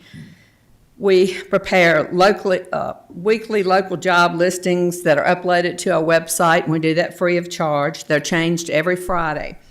We have an email list of job seekers, and we send those jobs out to them each week. We list jobs for the employers free of charge, and we've also instituted something that I call a pop-up job fair. So if there's an individual business that wants to take applications, we provide them with a table and chair and whatever they need in the lobby, and we encourage them to come on Tuesdays because that's when the Employment Commission is there. So that way, hopefully, if someone's coming in to sign up for unemployment, they will instead fill out a job application. And we're finding ourselves having to help many companies within the county to fill vacant positions due to expansions. Expansions are a good thing, but they're also facing the problems with the supply chain. And I was with the business services team when we went out to StickPack last week, and they mentioned what a problem a lot of companies are having with the supply chain. As we've all seen in the news, everything's sitting in cars on tankers out in the ocean, and we can't get them delivered. We also make job referrals for the VEC services. We help customers in the resource room with job applications and composing resumes. And we partner with agencies like Virginia Career Works, VEC, DARS, Piedmont Community Services, and several others. We've got about 20 partners in all. One of the most recent successful events that we had at the Franklin Center was the job fair that we held in August. And just to share a few numbers from that, we had 138 participants that day, and 23 of those were businesses. And we had at least 50 people manning those tables. And then we had 44 applications taken. The number of visitors who were interviewed on that day were 17. and some of the potential new hires that day were 12. Now, some people didn't get their information back to me, so I know more were interviewed and more applications were taken, but every employer I talked to that day, they were thrilled to death with it. We've done the virtual job fairs in the past, but they reiterated to me that there's nothing like face-to-face and meeting somebody in person to decide if that's who you want and if you want to proceed with it. We also have recently partnered in some community events. We partnered with Public Safety and the Virginia Department of Health just yesterday to offer another COVID vaccination clinic. We had 111 people vaccinated yesterday, which I thought was very good for just 4 hours of time. Also, there's just a bit of information that I've sent to some of you, but I wanted to make the public aware, especially since the papers are here, that FEMA will actually help pay funeral expenses for those who have died from COVID. And that could be a huge relief to those people who have lost loved ones to COVID, is if they can at least get a little help from FEMA on burial expenses. And I said I'd keep it brief because I'll have more for you in the budget presentation. Do you have any questions for me at this time? Anyone got any questions? I have a comment. Yes, sir. Thank you for all your emails. I really enjoy them, keeping us up to date on everything. As a business owner in the county, I really appreciate that. And the email you sent about the money for burial for COVID deaths, make sure Miss Madeline gets that so we can help get that out in the county. She's my unofficial PIO. I'm gonna Okay, all right. start calling her my PIO. So, but anyways, that's great. I love your emails. Thank you so much for keeping us up to date. You do a great job. Thank you. You're very welcome. Thanks, Kathy, for all you do. Thank you. Thank you. We'll reset or take a 10-minute break. I did not mean to hit that. I tried to put my hand.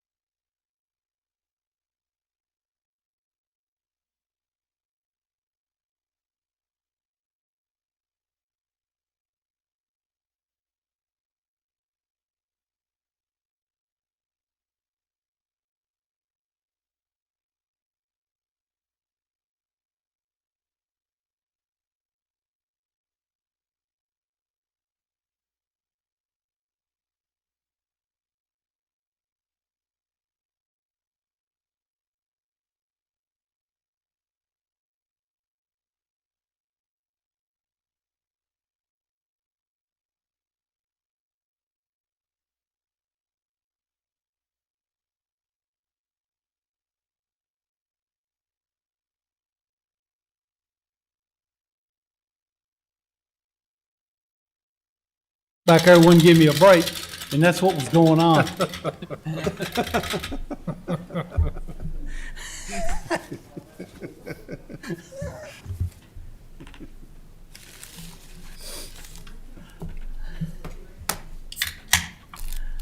All right, I don't even know where I'm at now. Margaret Torrance. Mrs. Torrance, Commissioner of Revenue. Uh-oh. Oh, no. Now what did we do? Go put your hand. Okay, I just want to briefly talk to you all about a couple Margaret, of will you cha- talk into that, please? I want to briefly talk to you all Thank you. about some ordinance changes that would really help my office. With the tax relief for the elderly program, the dynamics of families have changed, and you have a lot of people living in a household that's not a family member. And the code as currently written, or the ordinance, the county ordinance as currently written, does not specifically say that we can include that income. The state code allows it, but the county ordinance doesn't. And what I'm asking you all to do is to, I guess, allow the public hearing so that we can upgrade our ordinance to comply, or at least include that portion of the state code into our ordinance, so that I could, when people come in to apply, we could count all of the income in the household instead of just family members and husband and wife. So what we're needing to do today is read over what, we should have already done that. Yeah. Is read over that, and you're asking for permission or authorization to go ahead and do a public hearing on this, correct? Yes, yes, sir.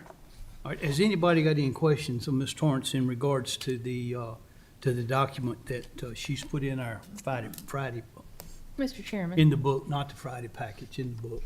Yes. I certainly support public hearing. Margaret, I have a lot of heartburn over pulling in income from people that are living in the residence that aren't residents per se, and having their income count. We don't know if that's a temporary situation. I have heartburn over that. I don't know if I can support this unless you convince me otherwise. Well, okay, let me word it this way. We look at their income every year. Yeah. So if that person moves out, that income is not counted the next year. Everything is based on December 31st of the prior year. So at any point, if they lived in the household the prior year, the income counts. But you have a lot of people that make significant income that are living in the households with their grandparents. Unfortunately, they're not always participating with the upkeep and helping their grandparents, which in this case, that would probably hurt the relief for the grandparent, but still, that is income in the household. That's my problem, is that it can be punitive for the people we're trying to help. It can. but That's my largest problem with this. Well, it can, but it also, I don't know, I look at it from an equity standpoint. If people are living in the household and they have income and they're just living there with no responsibility to it, I don't know, I just don't think. Well, you know, that's a personal decision. Well, That's sure, that's sure, but I'm government just coming saying in and telling equity. them. I have to look at equity. I understand, and I understand your Yeah. perspective and the role you play, and you do a superb job. Right. You know that. But I have trouble with this, and I didn't, the state code, having it in state code doesn't influence my decision any. I really think it starts to hurt the people we're trying to help, and I think it's a personal decision. And if if this goes through, then it's just government, looking in and telling people what you've got to do and how you've got to report income. And oh, by the way, if you're getting senior tax relief, this could come around and bite you. I can't support it. I mean, I fully understand what you're saying. Anyone else got any comment? All right, I need a motion. Do you want this to go to a public hearing? Mr. Carter. Mr. Chairman, I move to approve the authorization for county staff to schedule the required public hearing to consider the amendments to Chapter 20 Taxation, Division 7 of the Franklin County Code as presented for the Board of Supervisors to be held in December. All right, do we have a second on that?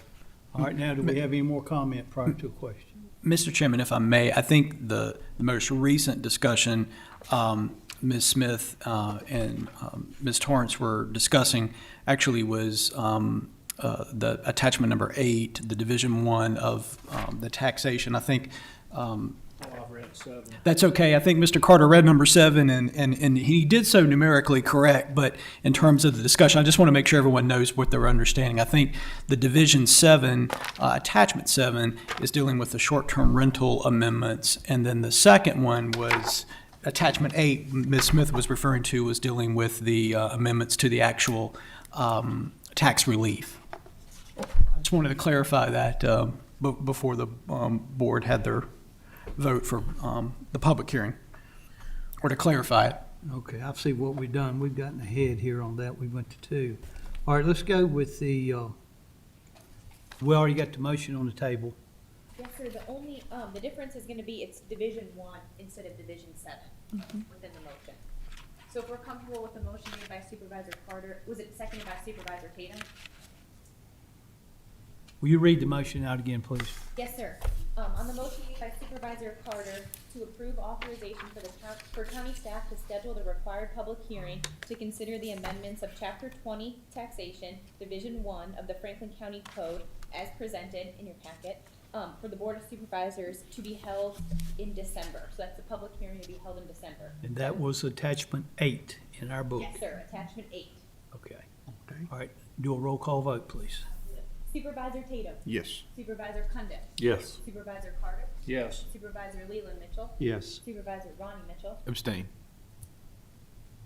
Supervisor Smith. Yes. Chairman Thompson.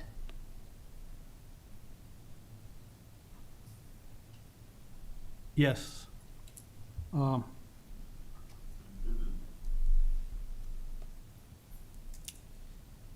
need to call a break here for legal counsel.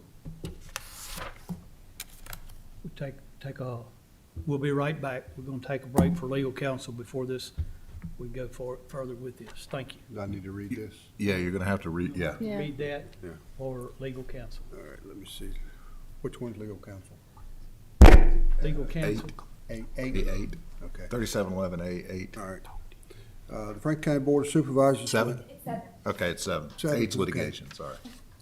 Will motion to enter into closed meeting in accordance with 2.2-3711, subsection 7, to discuss Consultation with legal counsel. or consultation with legal counsel. Okay. In a second, All in favor, say aye. I'll do a quick Gotta do a roll call. You want to do a roll call? Okay. Supervisor Cundiff. Yes. Supervisor Carter. Yes. Supervisor Leland Mitchell. Yes. Supervisor Ronnie Mitchell. Yes. Supervisor Smith. Yes. Supervisor Tatum. Yes. Chairman Thompson. Yes. Go in the room back here. You're in trouble now, Jim.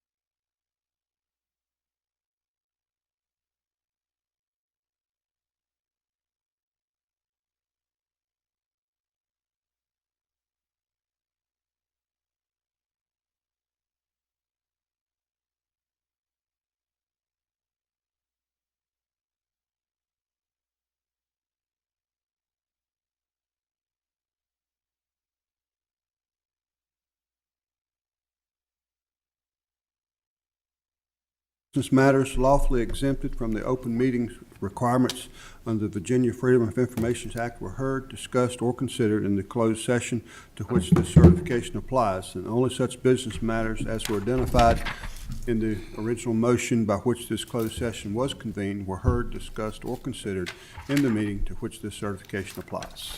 I need a second. Second. Madam Clerk, will you do a roll call, please? Yes, sir. Steve Quirrell, Supervisor Condit, Yes. Supervisor Carter, Yes. Supervisor Yes, Sheila ma'am. Mitchell. Yes. Supervisor Ron Mitchell. Yes. Supervisor Smith. Yes. Supervisor Tatum. Yes. Chairman Thompson. Yes. The reason we had to go to closed session was because of a technicality. Because of that, Mr. Ronnie Mitchell has a statement. My reason to abstain from that vote is I have family members that this would affect. Thank you, sir. All right. All right, moving along. We actually done them backwards. Now we'll go to this, Ms. Torrance, if you'll go with Division 7, Attachment 7, please. Okay. All right, the transient occupancy. As you all know, in March of 2021, I think it was, let's see. Yeah, March 25th of 2021, the General Assembly updated the transient and occupancy or short-term rental rules and added a lot of new definitions and new players to the game. And this amendment here is to try to do two things. One is to align the county calculations on the transient and occupancy tax to be in compliance with the Department of Taxation. And what I mean by that is the Department of Taxation charges the 5.3% sales tax on their total charges for the room. Our county ordinance only allows us to do it for the room rental charge.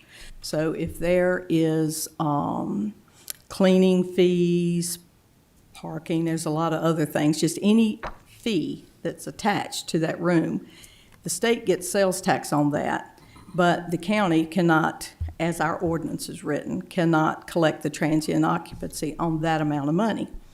And in doing so, I have a hard time reconciling our numbers with the state when I try to do any kind of auditing. And it's confusing to the citizens because they have to remember to go in and back out those fees and only calculate the transient and occupancy on the room rental charge instead of the full charge. So part of this is to just bring us into alignment with the way the Department of Taxation calculates it as well. And it would be easier for the intermediaries as well as the hosts, the people that own the properties, to file this, because right now we're having to tell them, well, you've got to go in there and back all these figures out, and it makes our auditing pretty much impossible.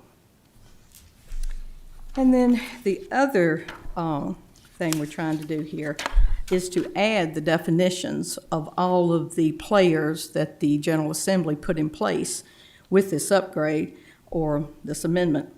And now,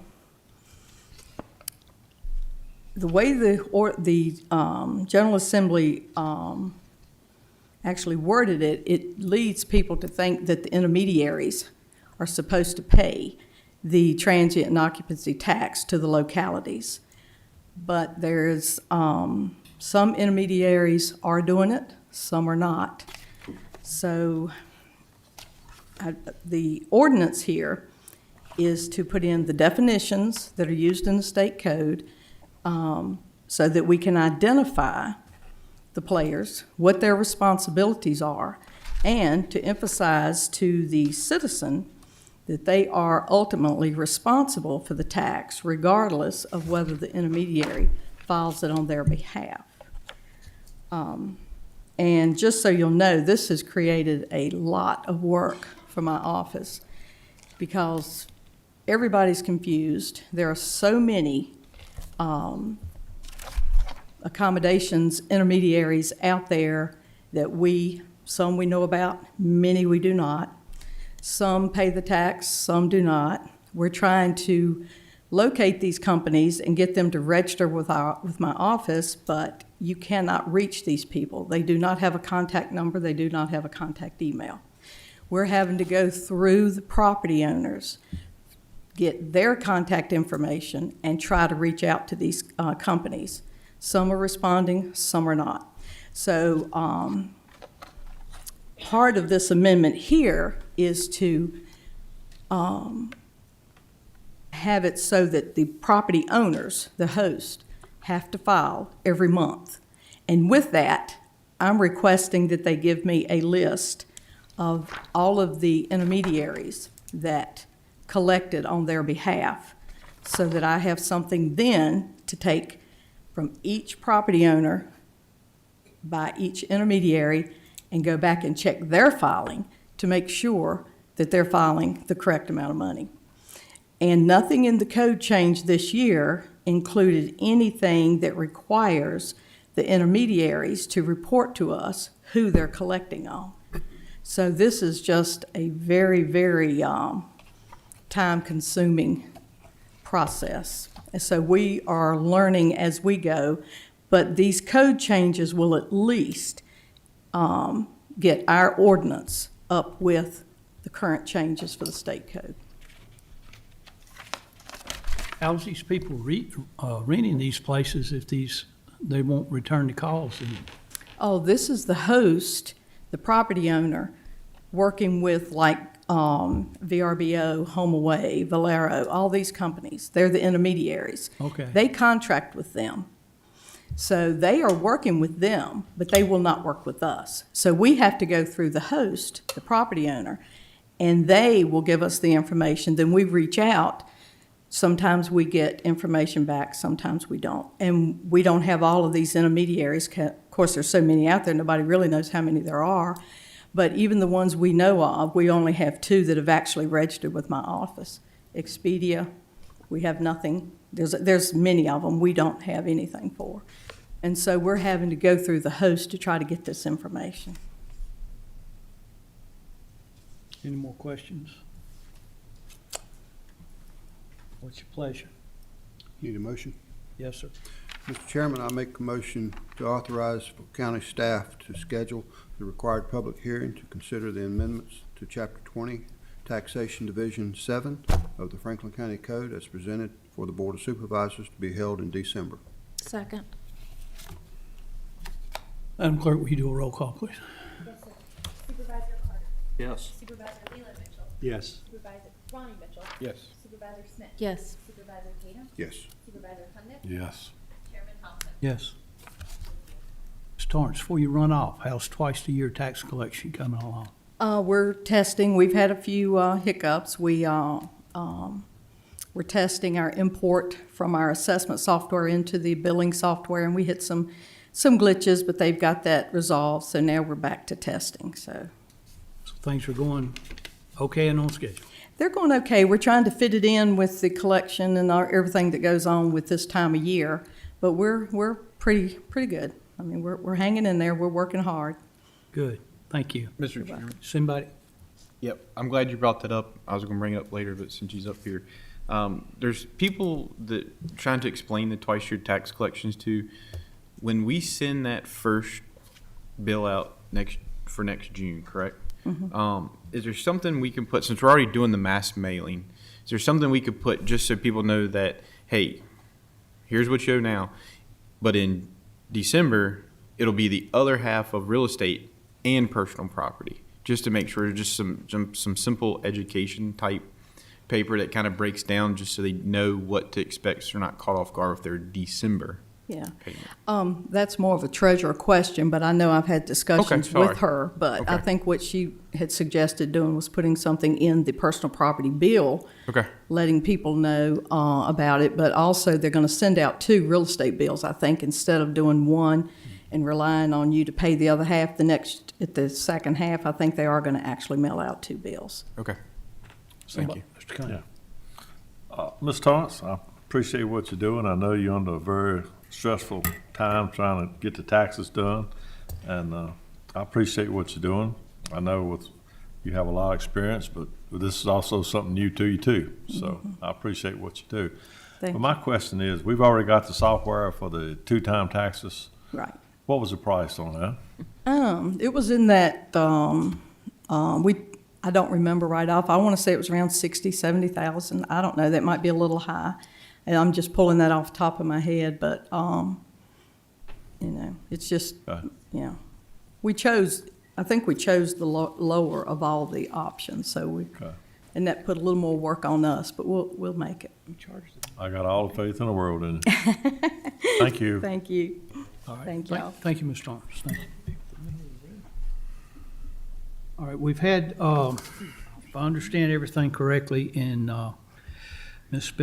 Carrie Spencer, Director of Planning and Community Development, our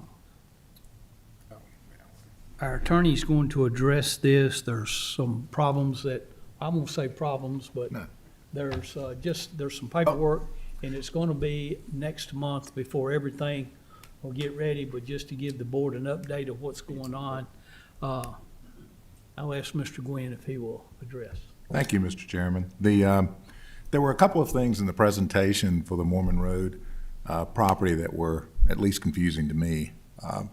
One of which was the easement situation, because there was no description of which easements were affecting the VDOT unwillingness to accept the roads into the state system. And what we determined through meeting with the owner's legal counsel was that the access road from State Road over into the subdivision had 8 easements, you know, that all, 8 folks basically that could use that lane. And 7 of those folks had agreed to open the easement up to the folks who were going to be buying lots. The 8th had not. That won't affect the ability of folks to go in and out, but it does affect VDOT not agreeing to maintain that road. All the roads down in the subdivision are fine. They'll be at state, you know, as soon as he can get the access road taken care of by VDOT, then all the rest of them will come in as well because they will meet the standard. So what we tried to look at, and we've engaged in some discussions with the owner's team, and what we're looking at is trying to figure out a way basically to keep the roads maintained once they're built at that level, and also in the hope that I don't want to say the hope, because if it never happens, you know, our plan is going to work anyway. But the idea is at some point, when the road is improved, the 8th person is probably going to look up and say, this is not a bad idea after all. I understand what's going on. And we have, they have been very receptive to some proposals we've made. They include the developer warranting the maintenance of the roads for 20 years. He has agreed that he will extend his letter of credit for maintenance of the roads for 20 years. We've talked about a system to put in place so that when lots are sold, that there'll be a deposit as part of the closing costs into a mandatory homeowners fund to maintain the roads, and requirements that there be a separate fund within the homeowners fund, homeowner association fund for road maintenance. And trying to think what the other one is, but in any event, all of it has been working toward making sure that there is a pot of money to do that work if and when the time comes. Our sense is you're probably going to be looking at 20 years after the thing is, you know, before you're going to need a whole, you know, much of anything, maybe repaving or whatever. So the way that we would have it set up is an engineer would give you an estimate at, you know, at a particular point in time and say, okay, here's the projected cost of maintenance for the next 20 years. And then every 5 years thereafter, you would get another updated maintenance for the next, you know, for the 20 years, and it would just continue rolling over that way, and that's how you'd know how much had to be into the fund. So we're working hard for that. If it turns out that at the time that the state eventually does take the roads into the system, we even included some provision in there about how that money goes back to the people who put it in there because, they won't need the maintenance fund anymore. So we expect that we'll be able to bring that back to you in more detail at the December meeting. If between now and then your sense is that there's just nothing that will convince you that a private road system will work, by all means let us know, because there's no sense in spending a lot of time on it. But I think it's by the time it's said and done, as I told them, I want to be in a position to recommend to you that we do it. And unless I'm comfortable with that, I'm certainly not going to recommend that legally it's a good idea or whatever. A question that has come to my mind since that while you were talking there, the road maintenance and keeping the road up, does this include the snow removal and the mowing of the grass and the weeds along the side of the road? Yes. Has that been addressed? It has not been addressed yet in it. I thought about that. I know that there in a county situation where the VDOT is responsible for scraping the roads, it's not like subdivision get the priority over secondary roads and the like. So I think that's what we're trying to weigh and balance out here, is how much will be set aside for that. The way that this is set up, the only road that's really going to have would be the access road that's going to have a weed issue or whatever, because the rest of it's going to be fronted by lots. By lots? Yeah, and so those folks be responsible for keeping up their own property. And then I got one other question. I don't know where the road is going, the diagram. Are there any bridges or anything like that involved? Not that I'm aware of. Brian, are you aware of any bridges? Have you seen any for VDOT there? I know you said that y'all would be there. Are you aware of any bridges or anything like that? I'm not aware of any bridges on this particular one. There may be some large culvert structures, but I'd have to go back and look at the plans. It's been quite some time since I last reviewed the plans. Okay. Is that brings any more questions with the board? I have a question. Yes, ma'am. If I may. Mr. Gwynn, just a point of clarification.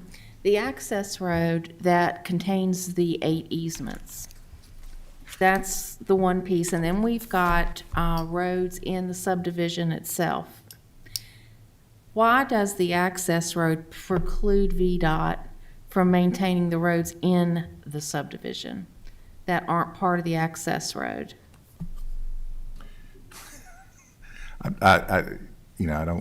The regulations in the state law is that you have to connect to a state road to be maintained by VDOT. And without that, there's only one access road. Okay. So it will have no connection to it. There's no way to pick it up. You have to go access road, then that way. That's not fair. Brian Casalia, that's not fair. Talk to Brian about that. I'm sure he has a lot of authority to fix that. Do we need to vote on this, or can it be a consensus that you, staff continue going in the direction that it's going? Just a consensus? Yeah, I think it's fine to table it that way, and we'll continue working on it. Is everybody okay with staff going this way? I'm getting thumbs up and heads nodding from everywhere. So, yeah, I'm giving heads up, thumbs Thank up you. on that, going in that direction too. And then, Spencer, you will address and tell us what's going on next week, next month. Yes, sir. Thank you. Thank y'all.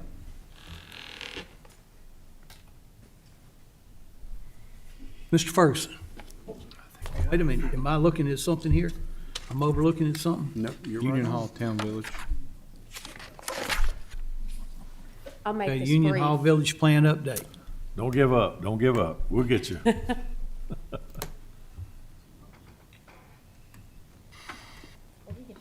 I'm going to give you a brief update on the Union Hall survey. As a lot of you know, we had a community meeting on October 5th. We had 111 people to attend that meeting. At that meeting, we kicked off a survey that ran October 5th through November 1st. We had 327 citizens respond. It was a survey of 7 questions, and then you were able to do a write-in with suggestions, comments, or issues for the Union Hall area. Our consultants did a data presentation with 5 phases.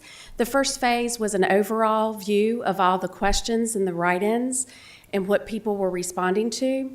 They also did the multiple choice questions. They did percentages of the responses and graphs. And then they also compared the 2013 survey that was done before the Union Hall plan was adopted in 2014 and compared it to the 2021 survey. And they also listed all the written responses. This is some of the graphics that we have from the consultants that'll be part of the plan, just to show you. We found this interesting, the 2013 versus the 2021 survey. There is an increase of long-term residents. We thought that might have happened over the last 10 years. And there's a more desire for entertainment and dining and shopping in the area. There is more concern about the growth of how the Union Hall Village grows. And there was slight concern about the loss of scenic beauty and traffic. Just to give you some next steps, your Planning Commission members will be working on this several months. The consultants are working on some recommendations to present to them in the next couple of months. And that's my presentation. If y'all have any questions, let me know. And I think you received the survey summaries in a Friday packet last Friday. Just Any one questions? comment, Mr. Chairman? if I Yes, could sir. make it. Interesting reading. Yes, it can be. It can be. And we do plan to put the responses, especially the graphs, up on the website, the Union Hall website.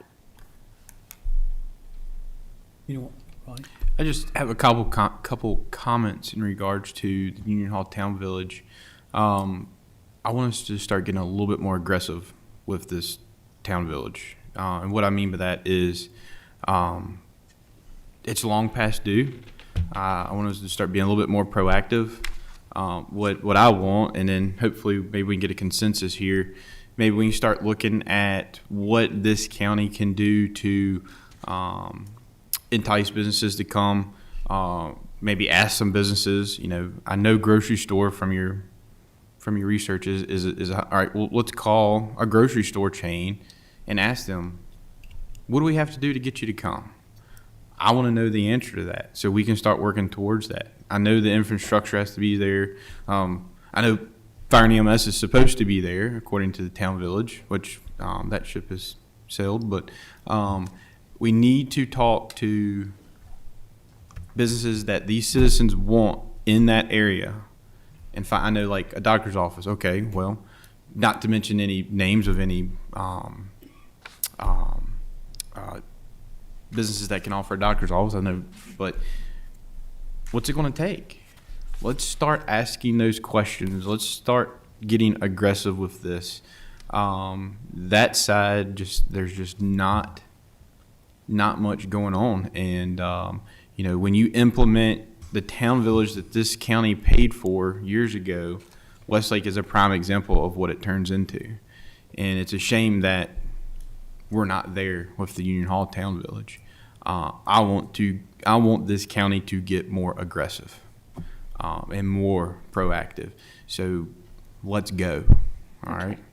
Okay, I'm sure that staff, and I know we've had conversations with Beth, the Economic Development Director. Maybe there's some, when we go to write the plan too, maybe there'll be some strategies of how we go about to try to find a grocery store. I do know one of the things that they look for is rooftops, and I've been told still there's not enough rooftops for a grocery store possibly to sustain during the summer months. How can that be?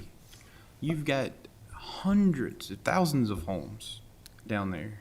It's got to be. I'm not a marketing analysis person. Yeah.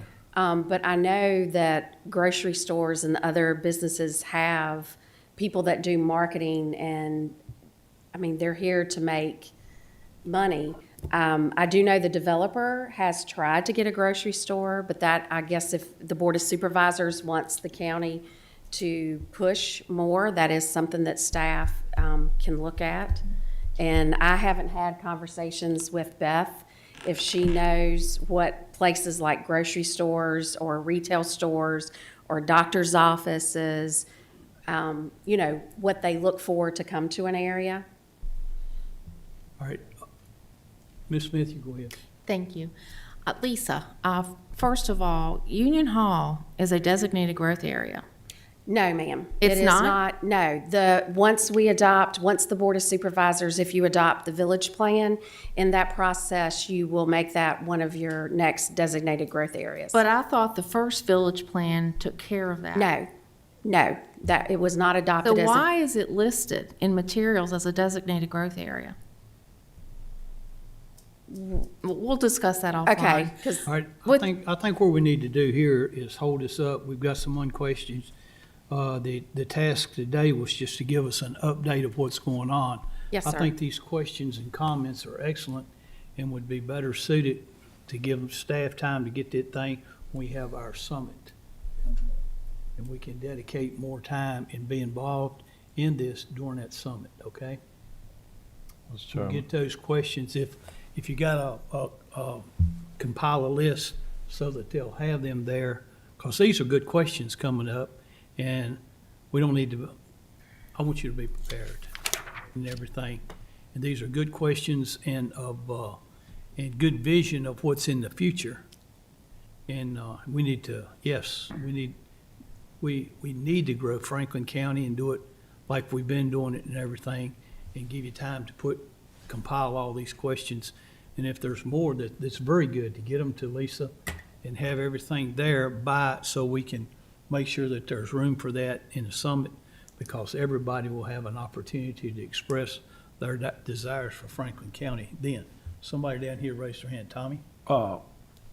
First of all, we don't have a crystal ball. I think once we get water to Union Hall, I think that will be the game changer. And I appreciate the commission studying this, looking at this, but it all boils down to the private sector. You know, we can say we want this, we want that. Until we get everything in play, we can sit here and speculate this, that, and the other. And I'm pushing hard to get water down there, and I think that's one of the key purposes of it. But I also like what the commission's doing. They're trying to get facts, figures, and then when they get all that in, then we'll have our questions answered. So I appreciate what you're doing. Thank you much. Thank you. Anyone else? Thank you. Thank you. Mr. Ferguson?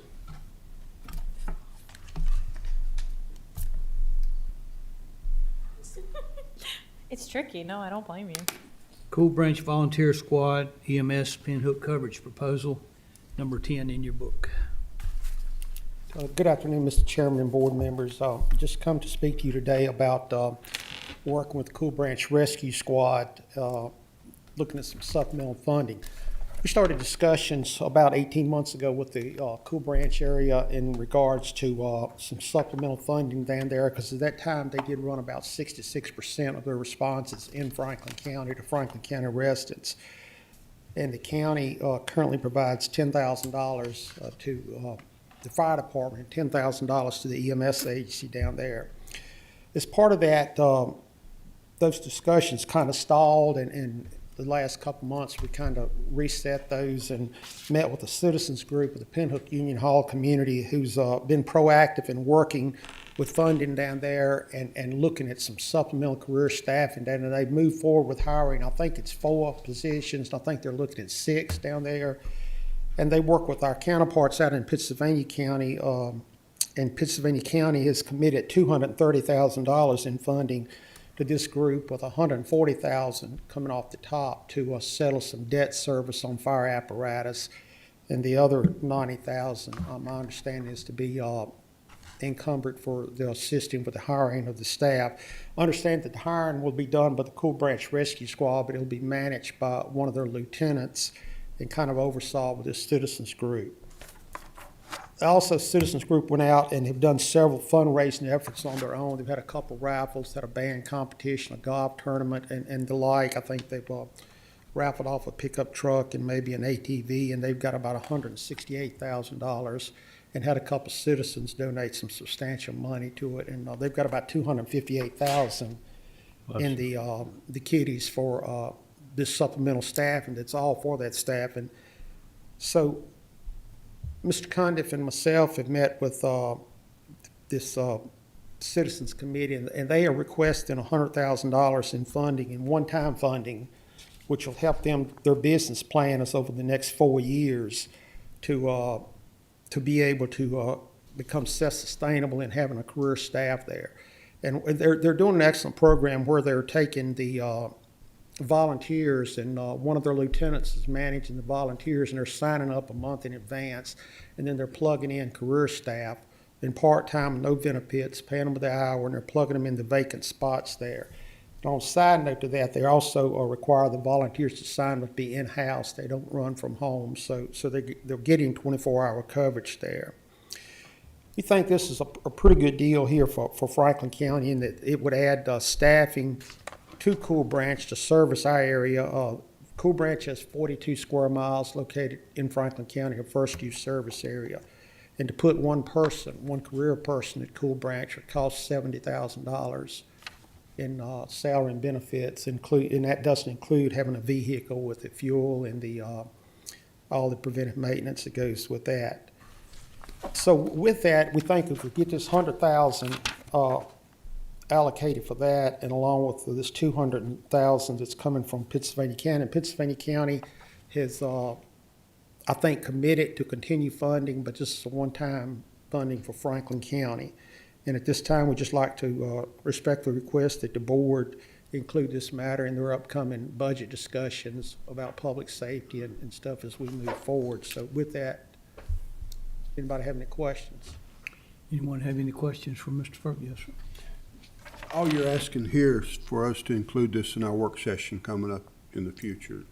That's correct? My recommendation is to include this matter in the upcoming public safety discussions and budget deliberations concerning the overall fire and EMS Okay, public because safety I do system. have some questions, but I don't think that they're appropriate to ask now. I think it'd be better served I'll get you these questions to give you an opportunity to be prepared for that presentation then.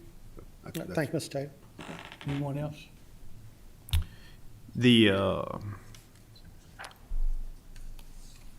Since I've been sitting on this board, this Cool Branch situation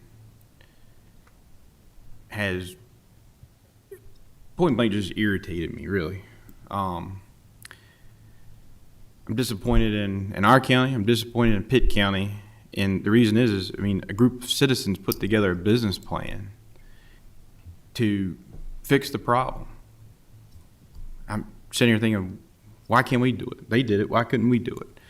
I think Mr. Ferguson's statement about it, being a good deal, yeah, it's a great deal for the county. The biggest statement I want to make is it's got to be perfectly clear. Well, I'll start with this. I will not support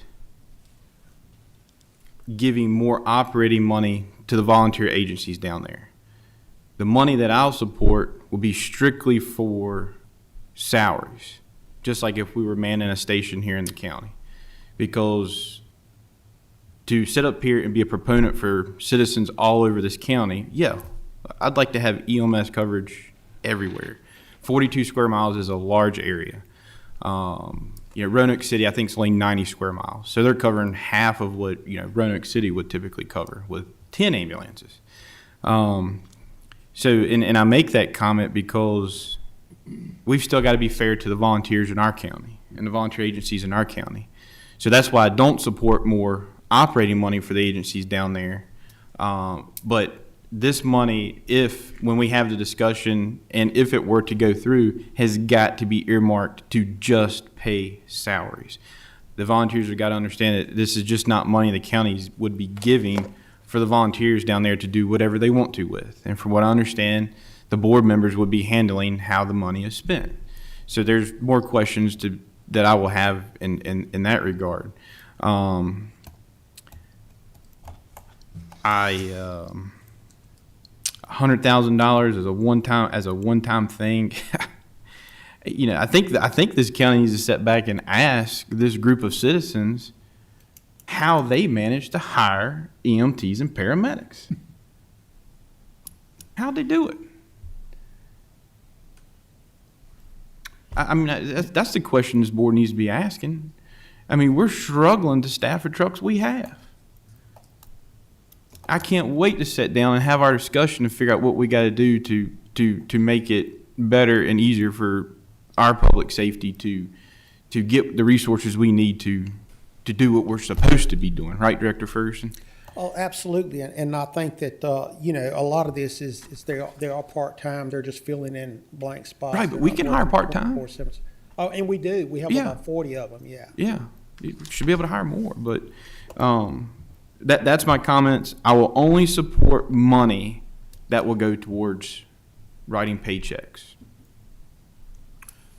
Mr. Gundy? Well, first of all, I disagree with Mr. Mitchell. I had 25 meetings last year to try to alleviate the problem at Cool Branch. We was blocked by another county. So we have tried to eliminate this problem. The problem that I foresee is that when you have two counties bumping heads together and can't come to an agreement, then somebody has to take the bull by the horn. And I think the Pinnock community has done an outstanding job of taking the bull by the horn. They have stepped up, went to Pennsylvania County, got money appropriated, a matching fund. They had their tournaments, had their fund drives, and they've come out excellent, fantastic. And I think not only are they coming with over $200,000 to us and asking for $100,000, but you got to remember, I think Mr. Ferguson said it costs $70,000 just to put a person down there. So this is a drop in the bucket. That's not counting the vehicle, that's not counting insurance, not counting all this stuff. Now, what I have admired about them also is they've covered the other part is, what about a truck? What about an ambulance? So they have worked it out with Pennsylvania County to provide a vehicle for us to use. And I'm just tickled to death. I think it's fantastic. I think it's good. The community is not asking for a handout. They just asking for help. And they have brought a lot to the board for us to consider. And it means something that they have, like I said, took the bull by the horn and are progressively seeking to get help. And with this money, if I'm not mistaken, I think it'll set them up for almost 4 years if we get to 100,000 from Franklin County.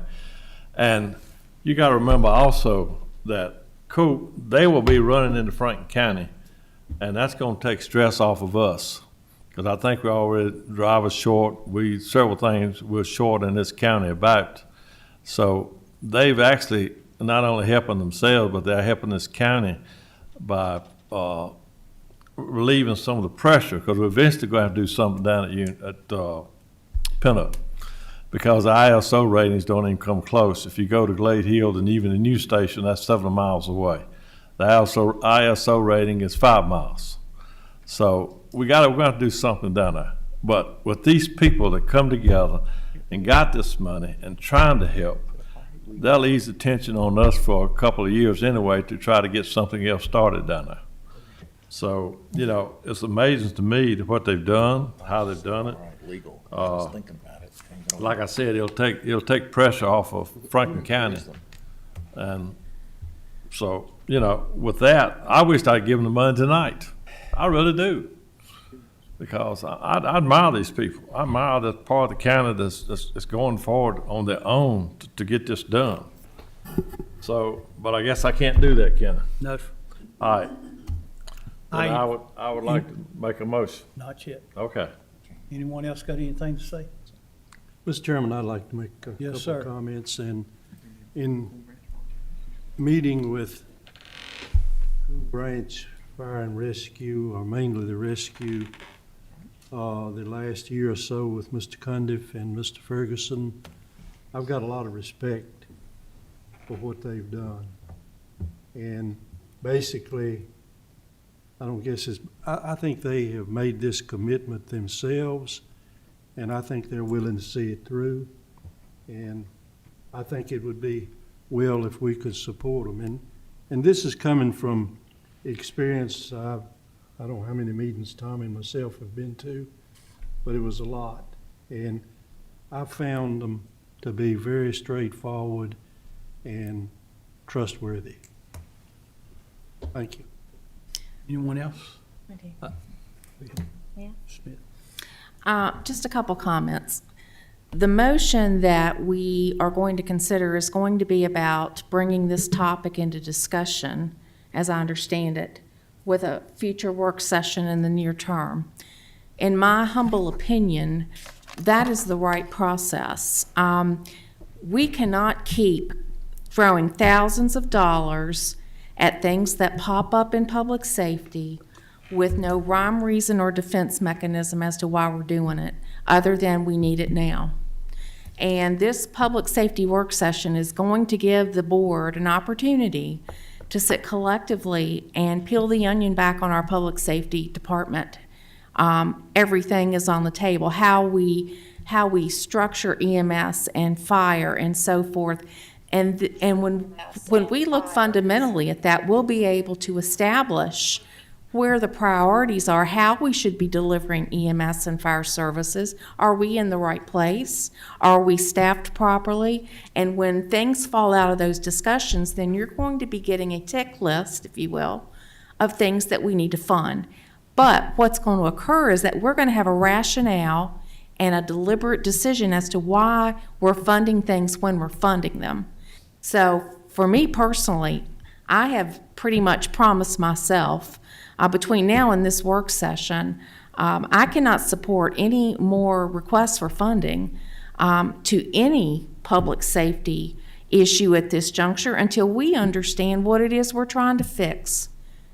And we've got problems across this entire county. We can all sit up here, we all have issues in our own districts, and we are very grateful and thankful for the residents of Union Hall and Pinhook for doing what they've done. That is initiative. It's to be commended and applauded, and I so appreciate that. That is, it's just tremendous what you've done.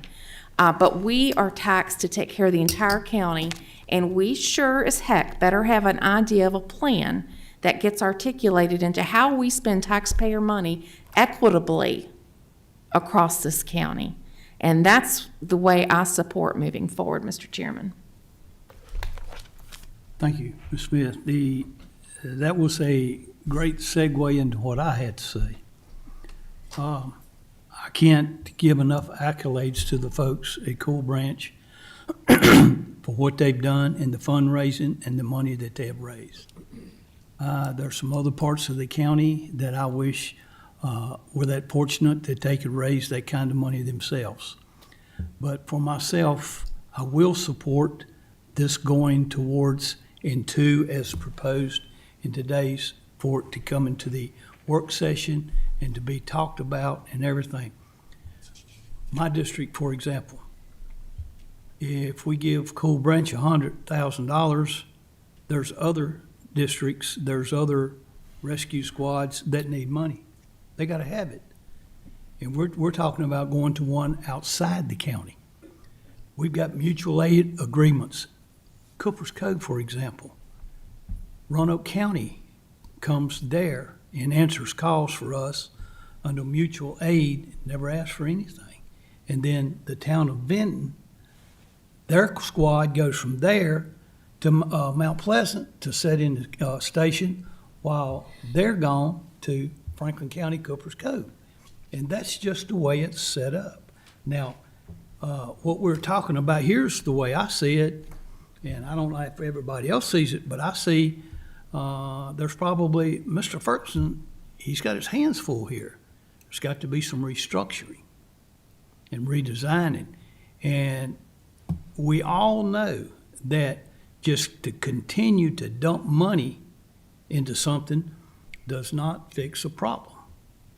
You've got to have a structured and how things are going to have that money to best benefit the community. And so I will support and encourage and want to go with that to bring this into the discussion as was upcoming. I'm reading straight from the recommendations from that's in the board packet. Upcoming public safety discussions and budget deliberations for expanding fire and EMS services in the county. And you got to keep in mind, if you come up and say, well, we're just gonna give them $100,000 today, well, where's he gonna come from? We discussed that earlier. We do not have a money machine in the basement. And we cannot, man, I hope the board will stick to that. We cannot go into the money that we have set aside that our agencies, consultations, money that's set back for that, the little over $20 million. So with that being said, it's still got it out there for discussion. Any other before I ask for any motion? Anything else? Well, the only thing I have to say is that it's not necessarily money coming out of this county. It's the group effort by everyone that is actually going to help this county. They're basically supporting themselves once we get them started. So I'll support them 100%. All right, the floor is open for a motion. I'll make a motion. What is it? I move to have this matter included in the county's upcoming public safety work session and budget process, along with the other services and funding needs will need to be analyzed across the entire organization of the career staff, volunteers, or other out-of-county agencies. Furthermore, I move to have the county administrator send a letter to Cool Branch CBOVERS requesting additional details on how they will manage the requested additional funding provided and outline the services that were provided to Franklin County residents to aid in the future discussions. Second. Got a second? Madam Clerk, I'm going to ask you to do a roll call on this, please. Yes, and I stand member, are we at Supervisor Carter? Yes.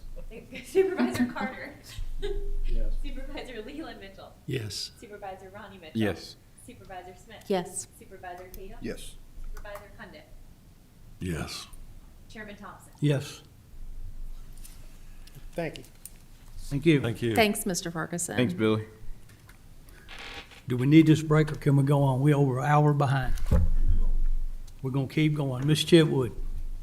Kay Chitwood, the registers and redistricting session overview. Mr. Chairman, as Ms. Chipwood comes forward and Eric Schmidt, our JAS coordinator, asked Steve Sandy just to say a couple of words here introducing the topic. Steve has worked on this with the redistricting team here in the last few weeks, and so if Mr. Sandy could just set up the presentation for us. All right. Thank you, Mr. Chairman, members of the board.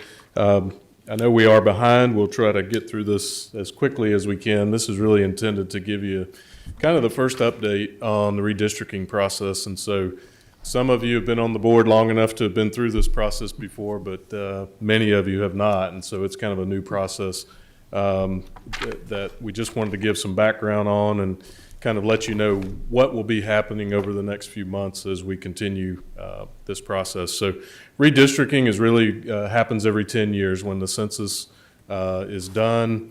The year following the census is when we look at redistricting regarding our voting districts and creating our election districts, our precincts, and our polling places. And so that's the process we're in. Typically, that process would probably be coming to an end about right now, but we're really just getting started because of a couple factors, and that's what really wanted to point out here was two major factors have kind of delayed that for us this year. One is just the simple collection and the administration of the census was delayed due to COVID, And so there were setbacks there. The data that was due came later. And then the other part is Virginia's new redistricting process. And we've been sending you some articles in your Friday packet to kind of keep you up on what's been happening there, or should I say what hasn't been happening there relative to the redistricting process. So COVID, had its impact on many things we've heard today, and the census data is another one. Typically, that would start on April 1st of 2020. That was pushed back because of all the COVID issues, and so instead of getting the data December 2020, we really didn't get that data until September this year, just a little over a month ago. So that set the process back because you really can't start this process until you know what those population counts are. In addition, once those census numbers are in, the Division of Legislative Services also takes those numbers and does an adjustment based on folks that are incarcerated in the prisons across the state to adjust those numbers, and those numbers just came out last month. And so we felt like this was kind of the time to be able to come to you and start to talk about what a potential schedule looks like, and that's what we're going to do today. And so the other part that's at play here is the state redistricting process. And so in November, you may recall there was an amendment to the Constitution to establish a redistricting commission. So that commission was set up to develop the maps for the Virginia state legislative districts, so the House of Delegates and the Virginia Senate, and also the districts for the U.S. House of Representatives across the state. And so that commission was made up of politicians and citizen representatives. They had several meetings, met many times to try to develop maps. I think this was kind of intended to be a nonpartisan effort, but it seemed to really get bogged down in those partisan efforts where each side seemed to really be dug in to what they wanted. And so the commission, in the end, the commission was not able to meet the deadlines that were established to create these maps. And so under the Constitution, that process now is in the hands of the Virginia Supreme Court. And so just recently, as of this morning, I heard that the Supreme Court is now tasked to draw these maps. And so they've asked both the Republican side and the Democratic side to submit names to help with the mapping process. The court turned down most all those names that were submitted. There was a deadline yesterday of 5 p.m. There was an extension granted to today of 5 p.m. to get some new names. And so that process is continuing to kind of evolve. I think it's kind of a new process for everybody. So we're hoping they can at least establish who the map makers are going to be. So then those map makers will start to present some ideas to the Virginia Supreme Court. And ultimately, the court will make the decision on what those districts look like across the state. So we're really waiting on those maps to be drawn for the state maps, and we'll touch on that. Kay will touch on that in a minute, but that really has a big impact on what we do because of the fact that the new law requires there cannot be any split precincts. And again, Kay's going to get into that a little bit more in just a moment. So the census data is out, and wanted to share a little bit of what we know about that. We don't have a lot of detailed information to share with you, but I think in the next month or two, we'll have a little more detailed information to follow up on some of Ms. Smith's comments and some of the presentations you heard earlier. When the more detailed data comes out, we'll be able to share that with you. But what we do know at this point is that the census data response rates across the U.S. were about 67%. Virginia, a little bit higher at 71.5, but Franklin County was below both of those averages at 61.8%. The 2020 population that they show, that the census data has shown for Franklin County, is now 54,477. So that is a decrease from the 2010 number. We don't know all the reasons for that. I think there's probably a variety of reasons the number is lower. But again, as we get some of that more detailed information, we may be able to pinpoint more of that, where that decline was across the county. So it did show an overall decline over the 10-year period. Did show, the data does show that two districts, Gills Creek and Boone, did grow, where the other districts did see some decrease. what we'll be looking at as part of this process is really going back to each of those districts and kind of equaling them out, because they really need to have an equal distribution of population.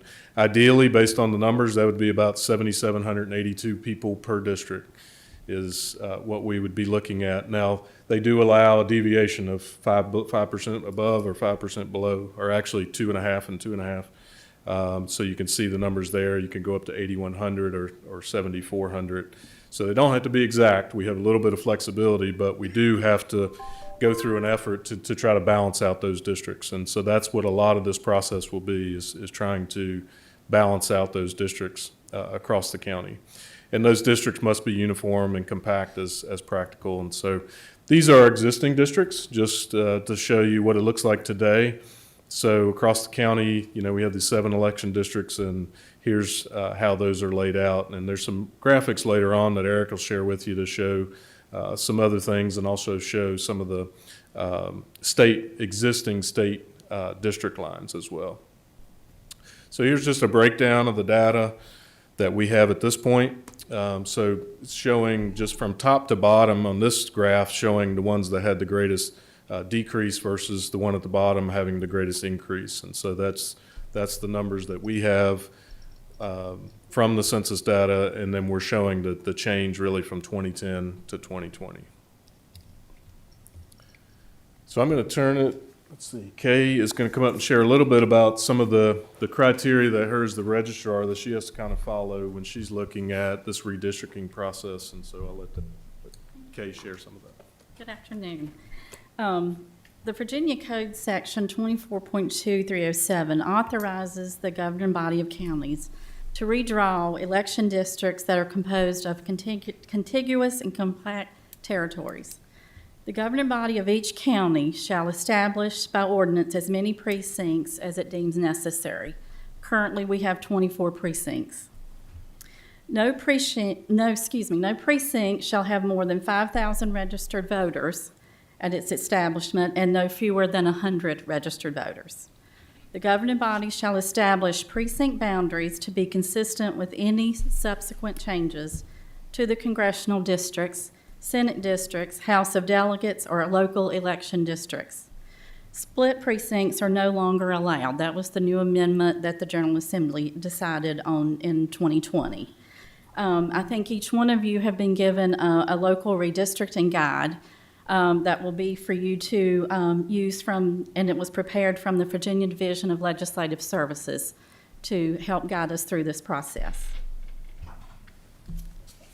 And I'll hand you over to Eric. Thanks, Kay. Thank you, Kay. Thank you.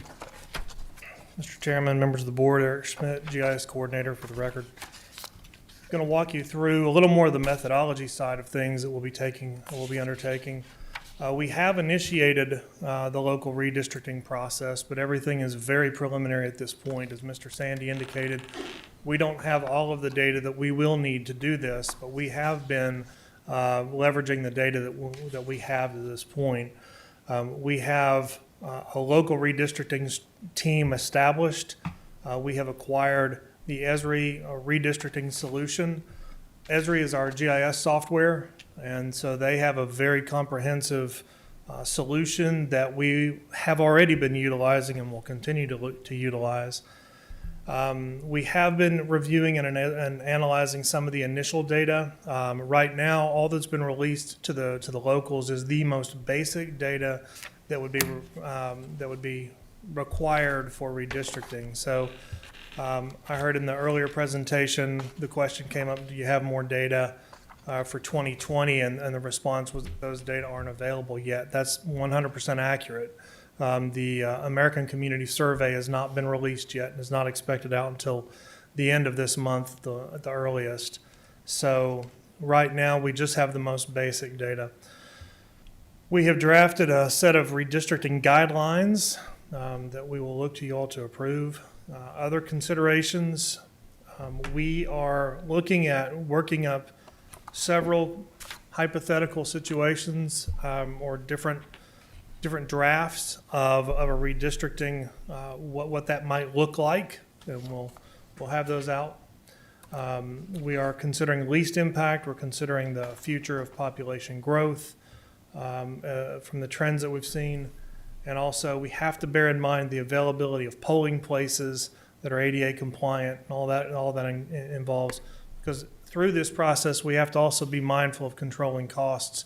We are committed to having a transparent and open electoral process, but we have to be able to afford that process. And so we are very mindful of that as well. The local redistricting team is Kay Chitwood, the registrar, Lisa Cooper, our principal planner, Corey Lunsford, my GIS analyst, Steve Sandy, we all know so well, myself, Carrie Spencer, our planning director, and then the county attorney's office in full support. They have already helped us tremendously through a number of pretty dicey questions. Jim and I have been on some fun phone calls with Kay. This is just a quick glance at the redistricting solution that we've licensed through Esri, and I've applied for and have been granted an extension to the licensing. Our licensing had only gone through the end of the year, but Esri's been kind enough to extend that at least through June.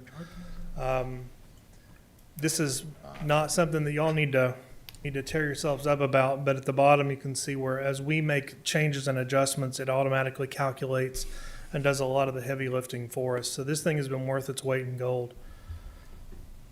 The guidelines that we have discussed and are proposing, the plan, some of these may seem self-evident, but we feel like we need to just have them in writing. The plan shall comply with the Voting Rights Act. All districts shall have equal representation. All districts must be compact and contiguous. The census shall be the source data. To that point, we'll use geographic or physical features, especially arterial roadways for districts and precinct boundaries. And I'll tell you that all of the work that we do has to, by law, be based on U.S. Census block data. And when they create census block data, they use these types of geographic or physical features like rivers, mountain ridges, et cetera, and also man-made features like roadways. As a matter of fact, if you all have ever looked, you can see a rather distinctive line running north and south to the southern part of the county. That's a power line cut. So they will use those types of things, and so we'll be able to comply with that rather easily. We'll consider voting convenience and effective election administration, and whenever possible, we will preserve communities of interest. Again, these are the current election districts as a base. As we then further subdivide the county into voting precincts, you'll see that we go from 7 to the aforementioned 24 precincts. So now we're already getting into a little more complex geometry here. Now each of these precincts have to have a place to vote, so then we have to bring in the concept of the polling places. Precincts can share polling places, but there's not a tremendous economy of scale when doing that because each precinct has to be treated as its own, meaning that if they share a location, that's fine, but each precinct still has to have its own voting machines and still has to be staffed as though it were an independent location. So that goes to the cost that we're taking into consideration.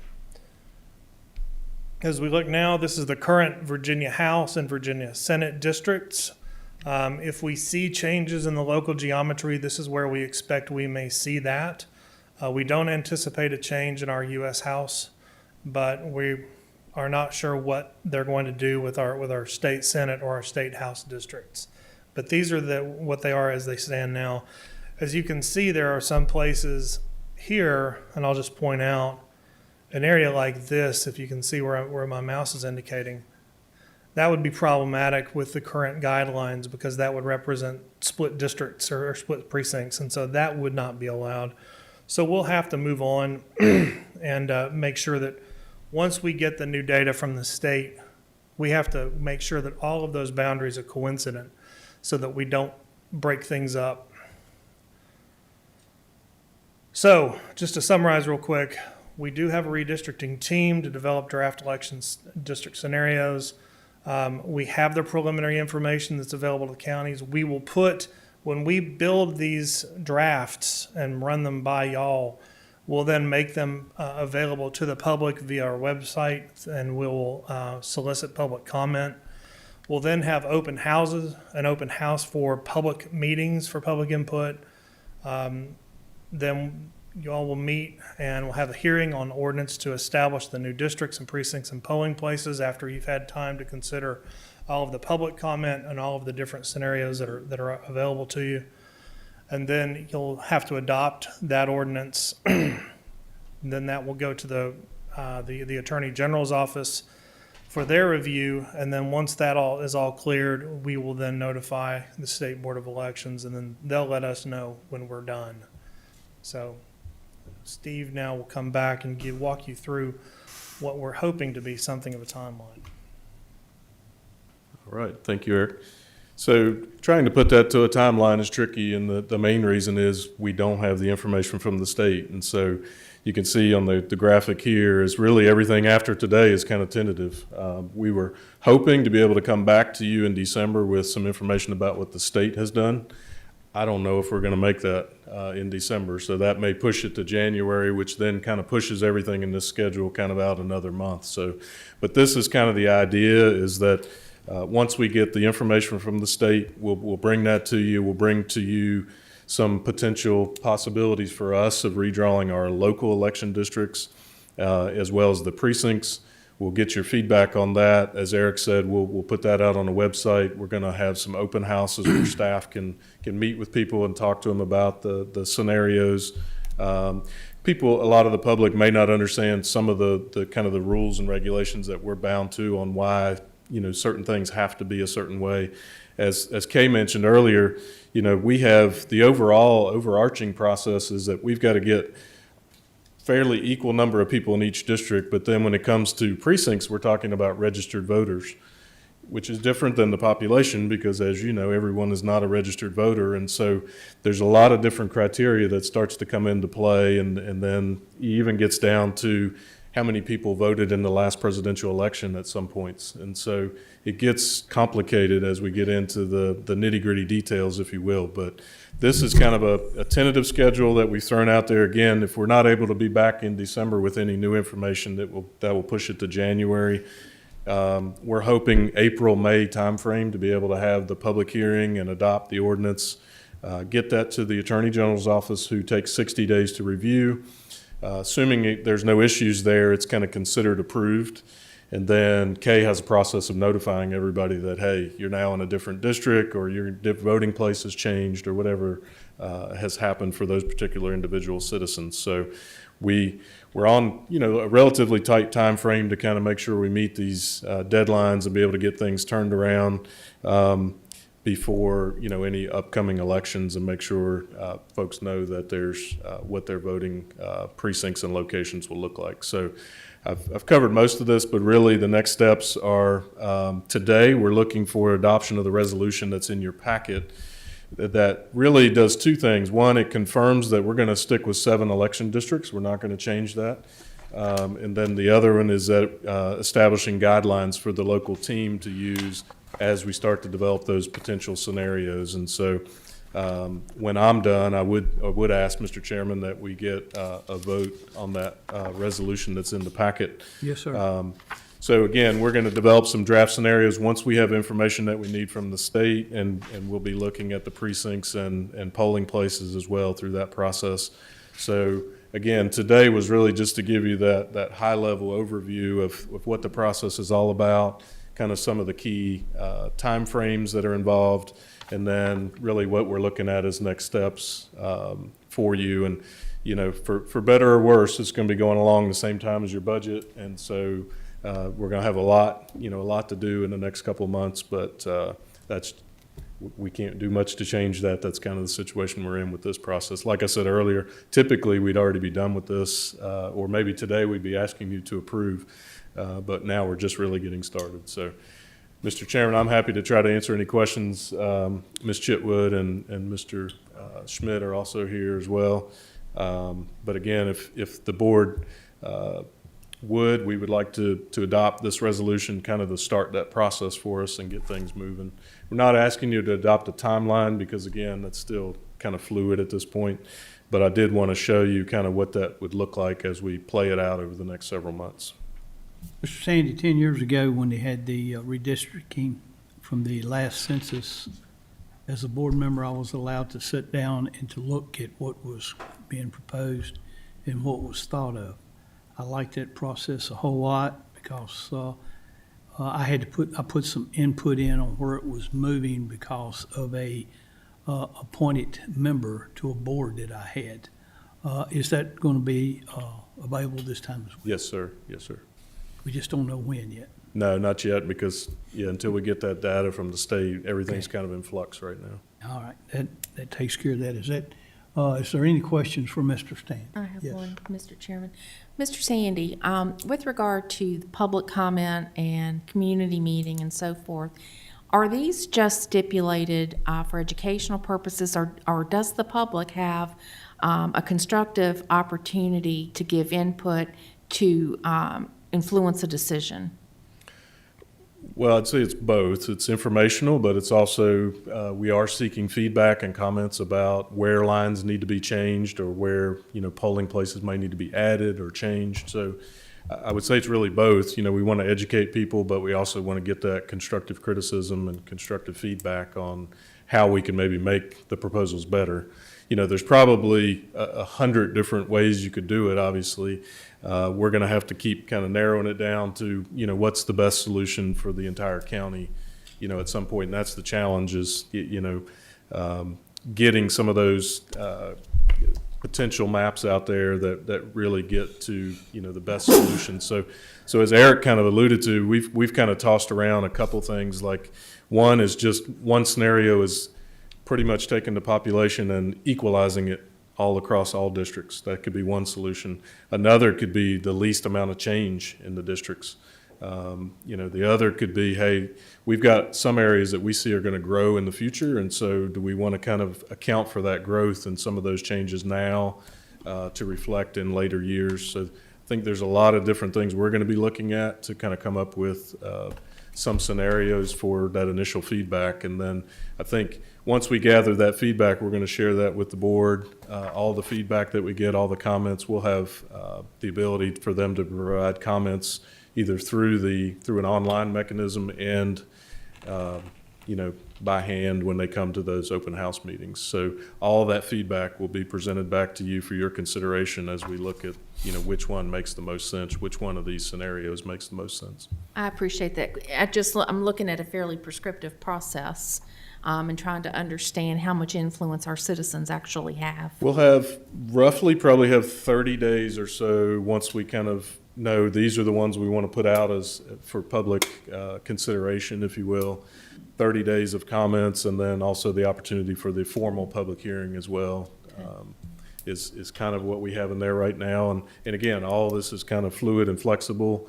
A lot depends on what the state does. If the state ends up with one senator and one delegate for the whole county, that actually makes this process a lot easier because we don't have to worry about the split precincts. But if we start to have multiple state district lines running through the county, then it's going to make things very interesting. Thank you. So, Mr. Sandy, I asked Ms. Chipwood this one time before, and I forgot the answer. Do we have any split precincts within the county now?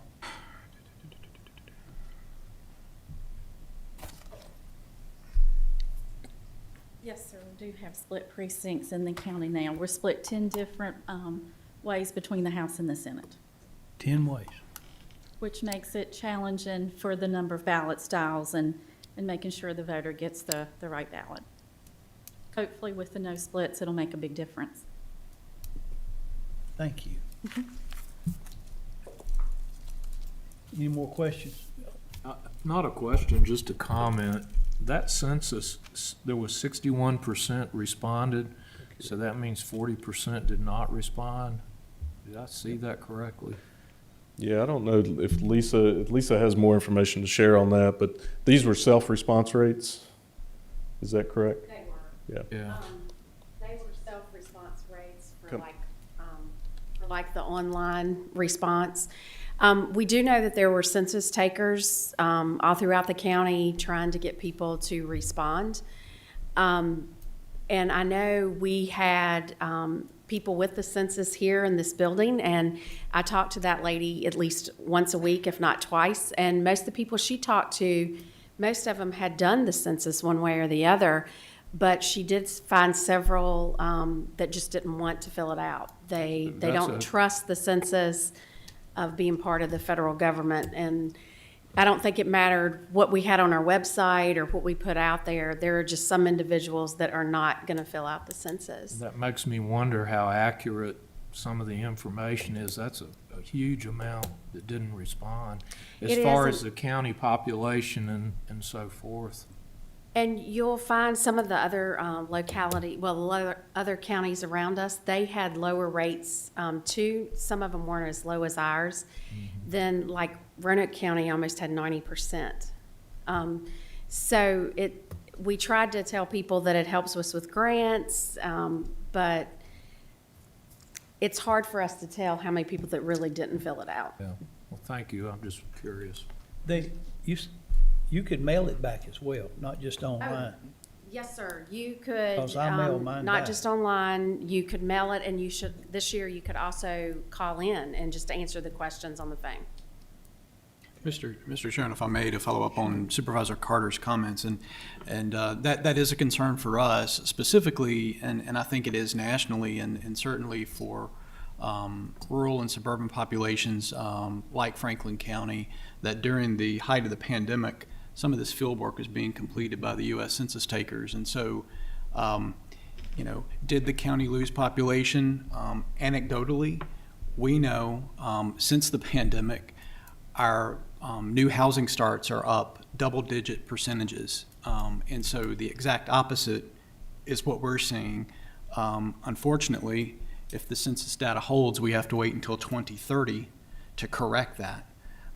Just based on the federal government. And that's unfortunate because I don't necessarily think it tells the perhaps an accurate description or depiction of what's actually occurring in Franklin County, because we are seeing new housing starts and population growth, and that gets back earlier to Mr. Ronald Mitchell's comments regarding rooftops and so forth when we're trying to recruit grocery stores and services. And so we have our work cut out for us the next several years to make sure that we paint a true picture of the county's population, not necessarily one that was painted during the height of the pandemic. And this is exactly what Mr. Mitchell was talking about, being in retail. These kind of demographics are what grocery stores and all these people look at to locate, so it could really hurt us. Yeah, to Chris's point, the Weldon Cooper Center, in between the census, the Weldon Cooper Center out of UVA does a lot of population estimates and work. And so I think, yeah, to your point, Chris, a lot of that is going to fall on them, I think, to after post-pandemic, if you will, to kind of recalibrate these numbers because, there's a lot of factors. Mr. Carter, I think with the COVID kind of being at its height, the field work was not what it was in the past because you didn't have as many people going knocking on doors. You didn't have as many people opening their doors to the census takers. And so I think there were a lot of factors that kind of affected, the rates and the counts that they were able to get. Unfortunately, it just hit at the probably the worst time that it could have hit. Do we not have more accurate records than the census through the tax records and the school records and things of that? I'm asking. Well, we have the household data as far as the number of houses now. How many people live in each house? In those houses? That's where the census data really comes into play, to be able to kind of more quantify those numbers. That open up any more questions? Yes, sir. I just have a comment. I had a friend that was a census taker in Snow Creek, and she said people didn't want to come to the door. They didn't want to talk to them, and she kind of characterized them as being just a tad rude. And, when you're out, census counts means money to our county. And with these numbers being down, it's not going to help us. No. Years and years ago, Wanda did that one year, Well, she come back and said she'd never do that again. That just verifies what you was talking about. She said she'd never do that again. Does that open up any more questions? All right, well, we need to entertain a motion here for approval or denial of what's been put on the table here. Mr. Chairman, I'll offer a motion to adopt the attached resolution governing the 2021-22 local redistricting process as attached and recommended by staff. Second. We got a first and a second. We got a motion and a second. Madam Clerk, do a roll call, please. Supervisor Leland Mitchell. Yes. Supervisor Ronnie Mitchell. Yes. Supervisor Smith. Yes. Supervisor Teal. Yes. Supervisor Cundit. Yes. Supervisor Carter. Yes. Chairman Thompson. Yes. I'm sorry. All right, just legislative agenda review. I don't have who's going to cover this. Is this, who's going to do this? I'll do it. All right, go ahead. Yes.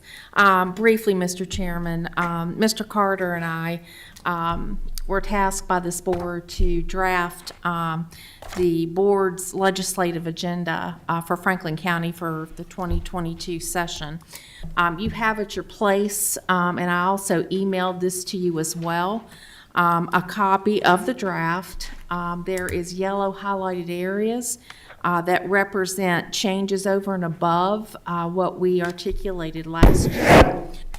So what I had asked in the email and will ask of you today is, are there areas or items of enumeration in this draft agenda that you would like to change, amend, add, or delete?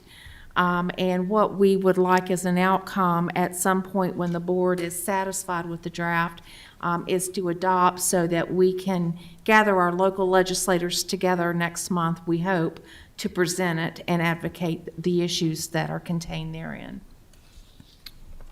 Mr. Carter, you got any comment? Yes, I would like to thank Supervisor Smith for her hard work on this because she did the lion's share. I got tied up at work and was not able to help her as much as I should have, but I think it's a good document. I think it's well done, and I think we covered a lot of information on there. Anyone else got any comment or questions about it? Yes, Mr. Carter. I'd like to also echo what Mr. Carter said. I think Ms. Smith you can tell she put a lot of time and thought into this. I think it covers everything that really sits home for me. It covers the broadband issues. It covers support for our Sheriff's Department, support for our EMS, our 911 center. Those are all areas that I have a tremendous amount of concern for. And she covered, I mean, I've read through this several times and impressive. I think you covered everything that I could think of and then some.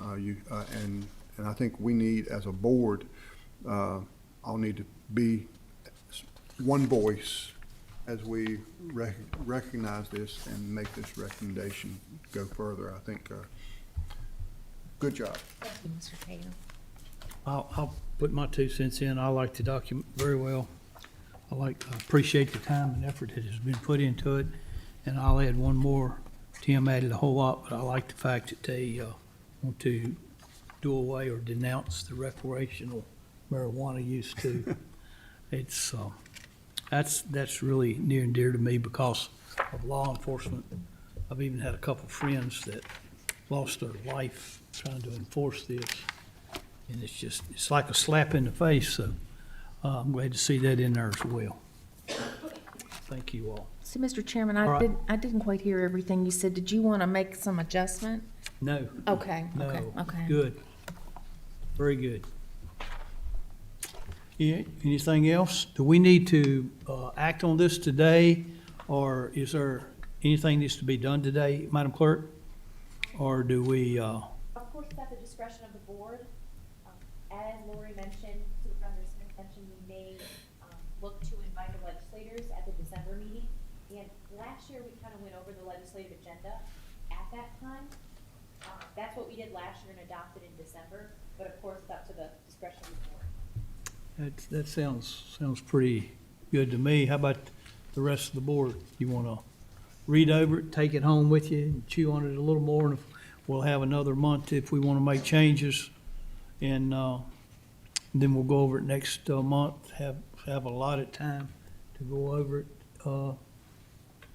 Mr. Chairman, I might just notate that if we are to invite our legislators in, if it were to occur before or at the December meeting, we'll need to adopt this perhaps at maybe one of our earlier work sessions in December to make sure we've got something ready to go. It's at the discretion of the board, whatever Right. you all want to do. That's just a suggestion. Whatever you all want to do, tell me. All right, nobody's saying anything or doing anything. Let's leave it for right now. Give it a week. And if nobody responded to Michael Laurie for any changes, then we'll set it at one of our work sessions to vote in the very near future. Thank When's you, our Mr. next, Chairman. wait a minute, where's that calendar? Mr. Chairman, the next time the board will meet as scheduled, it will be for your strategic plan work sessions on December 1st and 2nd, and then you will also have a plan work session on December the 20th as well. The December the 2nd, that'll give plenty of time to. No, it's November 30th and December 1st. They changed the date. We had to change it, went forward one day. Was it somebody had a doctor's appointment? All right, we'll put it on the 1st, December the 1st. And Thank that'll you, give Mr. plenty of time to, is that cool with everybody, December the 1st? And so within a week, everybody's to let us know what Yeah. they want changed. If you haven't heard anything within 1 week, then it's a I'll just done take the deal. draft off of it and Done deal. done deal. Very good. Thank you all very much. Thank you, Mr. Carter. Thank you. All right, Mr. Whitlow, County Administrator. Yes, Mr. Chairman, just great segue into strategic plan. Of course, our consultant will be with us here this Thursday and Friday. I think she'll be meeting with you all individually and wants to get to know you. I think you'll enjoy getting to know her, just spending about an hour or so of your time. And I think, Madeline, I appreciate you scheduling that with all the respective board members. If you did not remember your time for Thursday and Friday, see Madeline, right? Okay.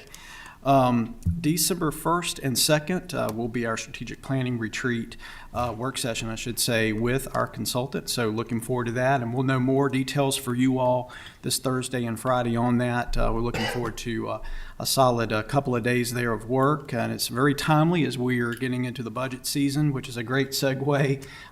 We have a kickoff budget work session, if you will, this evening following the business meeting this evening, just to give the board an overview of some early budget pressures that we're seeing, expanding on Mr. Brian Carter's presentation earlier, and then we'll get into that and we'll go over our budget calendar this evening. Something more festive, I guess, maybe less boring when we talk about budgets and what have you. We are upon the holiday season, and once again this year, the Franklin County Department of Parks and Recreation will be hosting the Land of Lights once again at the Franklin County Recreation Park in Sontag, and that will run Thanksgiving through the New Year's holiday. I understand there will be lots of fun and new additions to this year's Land of Lights. More information will coming out to you, to the board individually, to make sure that the board can have that opportunity to participate in certainly an evening out there. And of course, not to be outdone, if you will, the Economic Development Office has worked very, very hard with the town of Rocky Mount and other community partners and I know Ms. Sims is here, and she told me earlier, the campaign, it's Spend in Franklin County. It's a social media campaign where it's kicked off, where we're really asking for Franklin County residents to be very mindful this year of spending holiday money to spend it here locally in Franklin County. And so we would encourage our merchants and businesses to do so this year. It's very easy sometimes to click on the computer on Amazon, if you will, or other online providers. But certainly you would not receive or probably accept unique gifts. And so Shift the Spend is the name of that campaign, and so we would request certainly all Franklin County residents to shift the spend and spend locally in Franklin County, help out our local businesses this year. And that will kick off, of course, it's ongoing now, but December 3rd is Come Home to a Franklin County Christmas. It is back once again. And so I know during the pandemic, a lot was missed out on that. And so I know a lot of folks will be looking forward to spending Christmas cheer this year in the community. And then that same weekend on Sunday, December 5th, is the Franklin County Christmas Parade. And as custom, the Board of Supervisors typically rides in that parade. And it's upon the time that I guess, Mr. Chairman, to make sure that that's coordinated, Madeline will certainly coordinate that with the board. But I do understand if we have a volunteer for a trailer and a tractor, typically the board members are able to help round those up for us. And those are the upcoming events. And I'll have more this afternoon, this evening rather, on the budget. Thank you. I was going to talk about that. Let's just do that right now while we're here, so it's done. I'll scratch that off of my on mine. The Christmas parade, I was going to see if there was a couple that wanted to do with the tractor and the trailer. And then we were told last year by Miss Sefcik and Mr. Tatum's daughter, if the float was here earlier, they would decorate it so it would be, and if anybody else wanted to help, they said they would do that. Who's the volunteer for the tractor and the trailer or the wagon? Right now, I don't have any Oh, volunteers. I thought I misunderstood. We need them. Usually the board helps coordinate. I think Parks and Rec may have an option. We need to find something to fold the trailer. Probably talk to Fred. He made his tractor again. If not, Sharon Tudor's, I already called her husband for it the last time. say Sharon that. Tudor's husband. Yeah, that's Fred. He Sharon's Tudor. probably did. And the trailer, We got from Rec Park. that came from the rec park, didn't it? Yeah. Yeah, okay. And it said if we got it here soon enough that, well, y'all just heard me that they'll, Can I make a request? you got a grandbaby now, you think she's gonna do it? She's absolutely ready to go. Can I make a request? Sure. When y'all buy the candy, make sure we get better candy to give out than town council. You really said that out loud, didn't Yes, you? I did. Reese cups. Okay. If you're talking about the parade, I'm gonna have to speak with my 5.5-year-old boss to see if she wants me to ride with her on her dance class for a boat. So Okay.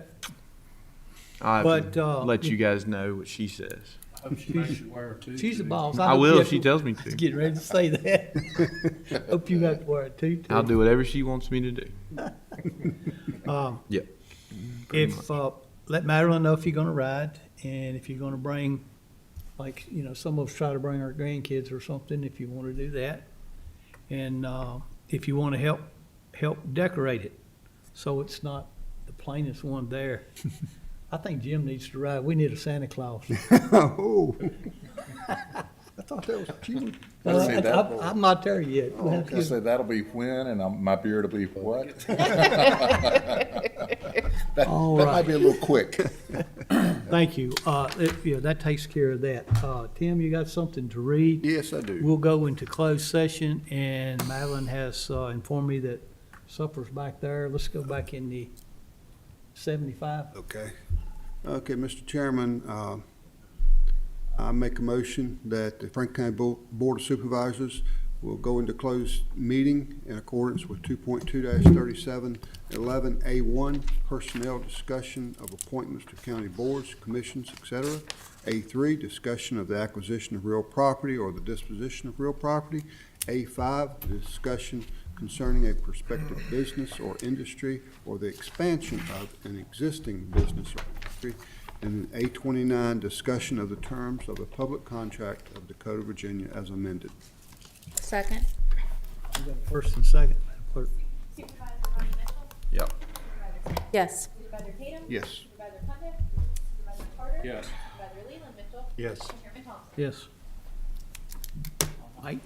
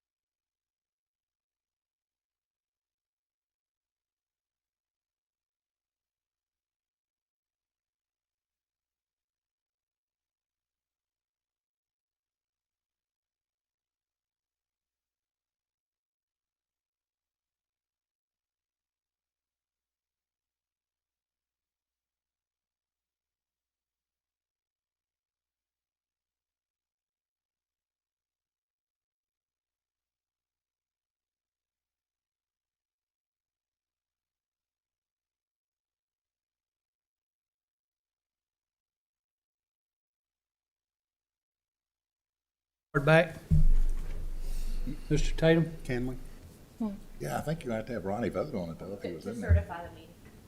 You said we gotta wait on Ronnie. All right, where is There? Yeah, Steve's looking for him as well. I have started the stream. Just Thank you. I knew that. Yeah, Rob Lutler. Up by next Strasburg. Never been. Something to see. Yeah, whispered it. We gotta wait for one more member. Just so I don't hit it again, especially now. You're live. Easy. Oh, I said that about you. That'd be the last thing. No, I know what to say. Huh? Did you hear me yelling? What about that one? I did. All right, Mr. Tatum. Okay, Mr. Chairman, I certify that only public business matters lawfully exempted from the open meeting requirements under the Virginia Freedom of Information Act were heard, discussed, or considered in the closed session to which this certification applies, and only such business matters that were identified in the motion by which this closed session was convened were heard, discussed, or considered in the meeting to which this certification applies. Thank you. Do we get a second? Second. Second. Madam Clerk, will you do a roll call vote, please? Supervisor Mitchell. Yeah. Supervisor Smith. Yes. Supervisor Tatum. Yes. Supervisor Cundiff. Yes. Supervisor Carter. Yes. Supervisor Leland Mitchell. Yes. Chairman Thompson. Yes. All right, we have several appointments that we have to do. Our first one will be Deborah Milo for the CMT Board. Mr. Carter, Brian Carter's on that board. Will you tell us about Ms. Mello, please?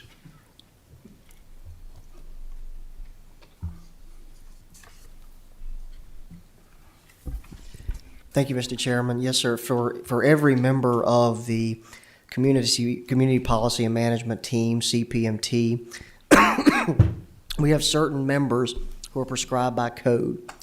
One of those is a private provider, and so Youth Connect is that private provider that was recently, previously approved. So the current member is Jonathan Jones. Deborah Melillo will be the second member, alternate, if you will, as the voting member for those meetings. She, by reason, has to be an employee of Youth Connect as that private provider, and is the quality assurance specialist for Youth Connect. So just ask the board's consideration of allowing an alternate employee of Youth Connect as private provider for CPMT. Thank you, sir. Yes. I need a motion from a board member. So moved. And a second? Second. Madam Clerk, you want a roll call or you want voicemail? All in favor say aye. Aye. Any opposition, no. All right, we have on the Patrick Henry Community College Board, Brandon Scott. Mr. Carter. Yes, thank you, Mr. Chairman. Brandon Scott is going to be a great member on the Patrick Henry Community College Board, and I would like to put his name out for the board to vote on. Is that your motion? Make a motion. We got a second. All in favor say aye. Aye. Any opposed, same sign. The second one, or the next one is Aging Services, Gail Goad. That's yours, isn't it, Mr. Taylor? I'd like to make a motion that we appoint Gail Goad to the Aging Services Committee. She is active in the community and recently retired, and she does have a lot of interest in this field. I think she'll do a good job. Do I have a second? Second. All in favor say aye. Aye. Any opposed, the same sign. Planning Commission, Cheryl Edge. Ms. Smith, that's yours. Yes, thank you, Mr. Chairman. I'd like to make a motion that we appoint Cheryl Eggy to the Planning Commission to replace the unexpired term of Jim Colby, which we are in receipt of his resignation. She is a resident of 122 Waverly Lane in Manita. She is a retired IT director for Fairfax County Public Schools and has a distinct interest in serving her community. I butchered that last name, didn't I? It's okay. It's a toughie. We have a second. That would be effective January. I'm sorry. Yes, thank you for that. Yes. Second. Yes. We have a second. All in favor signify by no. Aye. Any opposed? Thank you, Mr. Chairman. The next one's Piedmont Community Service Board, Lorraine Wood. Ms. Wood lives in Hardy, in the Boone District. She works for Truist Bank. She has a strong passion for helping people. She has volunteered in numerous organizations through her church in her community, and I think she would be a great access to the Piedmont Community Services Board. I talked to her at length this morning, and she has attended a meeting already, and so it's not going to be blank to her. She knows what's going on and is very interested in there. I will need a motion for that, please. So moved. And do we have a second? Second. All in favor signify by saying aye. Aye. Any opposition? No. We've got, let's see, 3 more other boards, and Mr. Whitlow will read those out, then we'll do a motion. Yeah, Mr. Chairman, a couple of upcoming expiring terms on the West Piedmont Planning District Commission. Supervisor Tim Tatum and Supervisor Leland Mitchell, their terms expire December 31st, 2021, and I think both have noted their willingness to be reappointed if the board so chooses. Can I have a motion for that, please? I will, Mr. Chairman. Somebody second? Nobody want to second it? Then I will. Second. All right, all in favor say aye. Aye. Any opposition? Then secondly, Mr. Chairman, by default, I serve on the Western Virginia Regional Jail Authority. Brian Carter, Director of Finance and Human Services, serves as alternate, and so Mr. Carter will need to be reappointed, and I think has agreed to serve again if the board so chooses, as well as expiring terms at the end of December. Mr. Thompson, you as chairman, but also serving as a member of the Regional Jail Authority, and then Supervisor Tim Tatum as alternate. All 3 of those would need reappointment if the board so chooses. Madam Clerk, can we do all 3 at one time, or you want to do it separate? I'd rather do, if we could do Brian Carter separate and then Ronnie and Tim together. All right, I need a motion for myself and for Tim. So moved, Mr. So Chairman. moved. We got a second. And we got a second. Second. All in favor say aye. Aye. Any opposed? I need a motion for Mr. Carter. So moved. So moved. Second. Second? I missed it. Who's second? I did. All right, I'll take your choice. All in favor, say aye. Aye. Any opposition? None. I think I got them all, correct? I believe that's what I have. All 37. There were a lot of them tonight.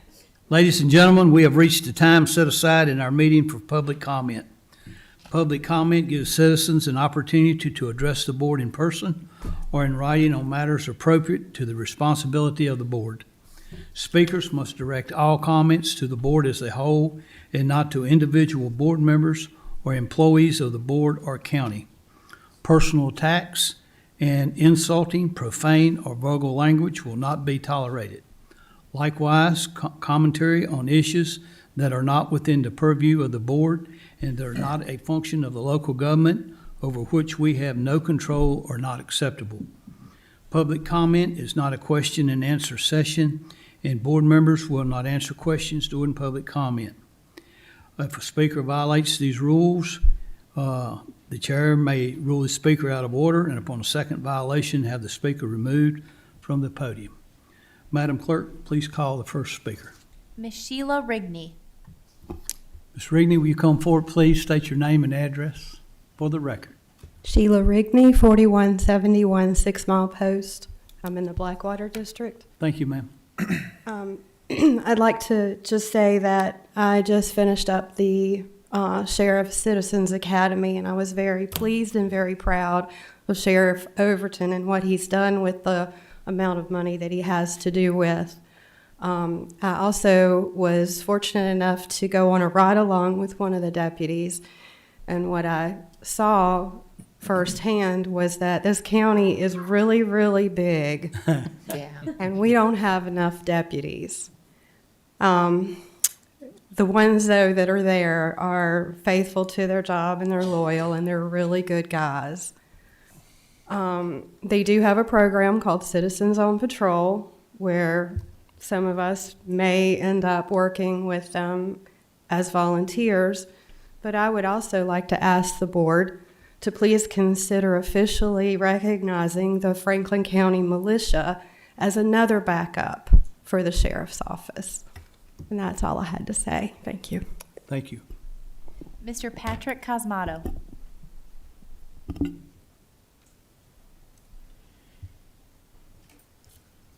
My name is Cosmato, Patrick Cosmato, 67 Heatherton Lane, Hardy, Virginia. Let me just say as a disclaimer, I am married to Donna Cosmato, who is on the school board, and anything that I would say tonight, she does not necessarily agree or disagree with. And by the way, as a member of the board, she always makes that disclaimer whenever she speaks, as you may or may not know, school board members are required to do. The subject that I was going to speak on has apparently already been voted on and approved this evening, so my comments may be a little disjointed, but I'm going to pick out a few things. I was here to speak against the approval of the carryover funds for the school board because the school board has clearly demonstrated that they're at best incompetent, if not just downright ornery. But there are so many incidences of non-transparency, of misuse, in my opinion, of funds. And the proposal that was brought to you and voted on by the board, in my humble, uninitiated opinion, was inappropriate and not even legal, because one of the members of the school board had a blatant conflict of interest. And that was Jeff Worley. His wife is a principal at the Giroux Center, I believe. And so he voted on an issue that will directly affect the finances of the Worley family. And if that's not a blatant conflict of interest, I don't know. So I would urge you to look into that matter, because you may have approved something that was brought forward inappropriately. In my original writings, I had all kinds of incidences of things that have happened in the 4 years that I have observed the school board, from the time that my wife first started her tenure there. Couple of things that have happened. Here's an example of how, in my opinion, taxpayers are being taken to the cleaners. Particularly by the school board. You may or may not be aware of the fact that over an average of $100,000 per month is spent on a line item entitled Directors and In-Service Workshops. $100,000 a month. I'll give $100 to any one of you that can get an answer out of Julie Nix as to what this money is used for. The board doesn't even know what it's used for. And these guys are wanting more money to do what with? I don't know. I'm sure some of you saw the floor plans there to increase safety. It's arguable as to whether the safety of the children was considered there. Thank you, sir. Am I over? Yes, sir. Oh, man, I wasn't done. Thank you. I appreciate it. Yes, sir. Madam Clerk? Miss Glenna Moore.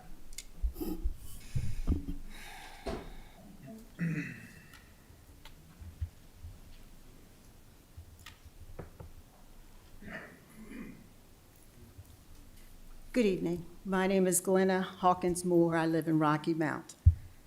I've introduced 60 black men from Franklin County who joined the United States Colored Troops during the Civil War and the World War I and World War II, black veterans in my family. During these 3 wars, racial segregation remained law and custom in Franklin County and throughout the nation. Many whites feared the black veterans who had experienced the pride of military service and were trained in powerful military weapons. Whites were afraid these black veterans would resist the second-class citizenship still forced upon them when they returned to their hometowns. Consequently, thousands of black veterans were targeted to be threatened, assaulted, murdered, and lynched by vigilantes, patrollers, regulators, posses, Ku Klux Klan, and militia. My World War I grandfather, Sam Young, returned to Franklin County in 1919 to his previously enslaved parents. He was greeted by the 10-year-old Confederate statue and the same segregation policies and restrictions as before he left. Historians labeled the period my grandfather returned as the Red Summer of 1919, when scores of black veterans were lynched, burned alive, and some killed while wearing their uniforms. After World War II, my father, Samuel Hawkins, returned to his hometown of Concord, North Carolina, where his minister father and schoolteacher mother awaited. Concord had the same degrading racial policies as Franklin County. Their Confederate statue was front and center on the courthouse lawn as a beacon of white supremacy. 3 years before my father was born, the Concord United Daughters constructed a marker to honor the Ku Klux Klan. In 1949, my father arrived in Franklin County. He and my grandfather died without the hope of America ever electing a black president with being the commander-in-chief of the armed forces. My dad, a Franklin County public schools educator, would have been appalled when in 2009, the 21st century, Franklin County public schools did not allow students to hear a live speech to America's school children from President Obama. Franklin County's Confederate monument is but a single tree representing a larger forest. By the way, a belated Happy Veterans Day wish to you all. Mr. Brian Wood.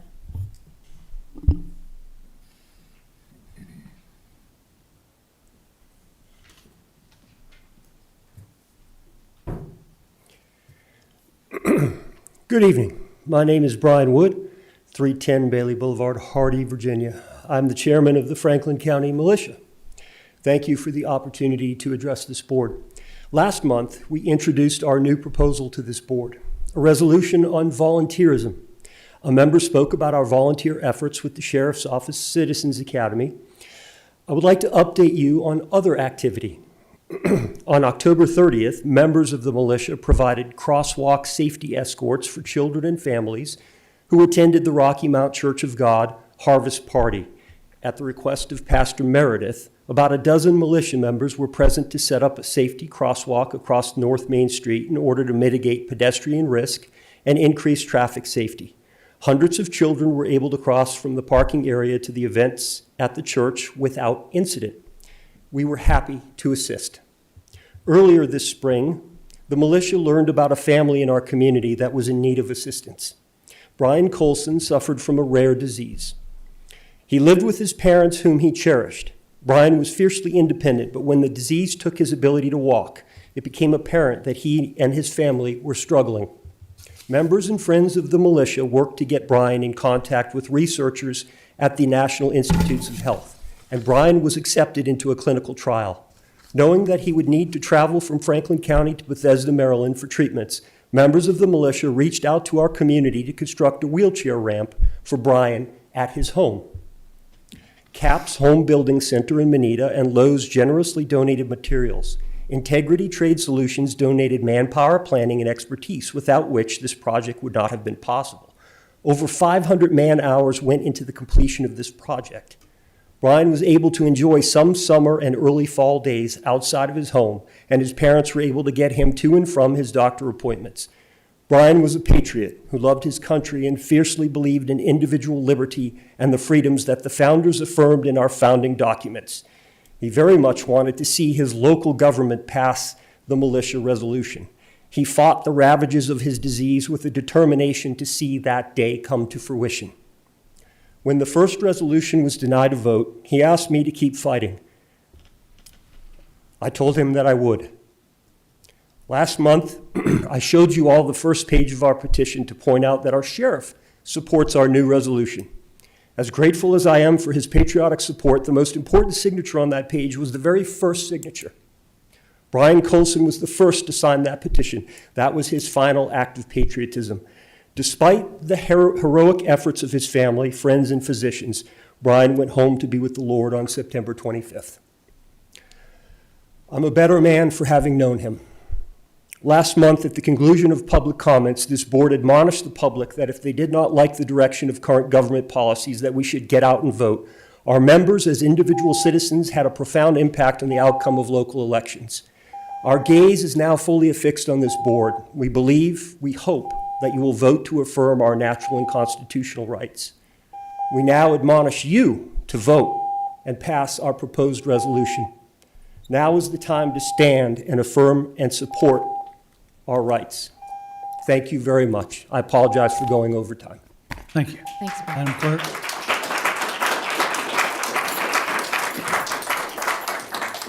Madam Clerk, you say that's all? That's it. That's all that I have that has signed up. Is there anyone else here that hasn't signed up but would like to, for public comment to the board at this time? Thank you for your presence and for being here. We'll take a 5-minute break and recess in the B75 for matters of supervisors and for the work section on the upcoming budget in the Strategic Planning Committee. We'll be in room B75. Thank you, folks, for being here.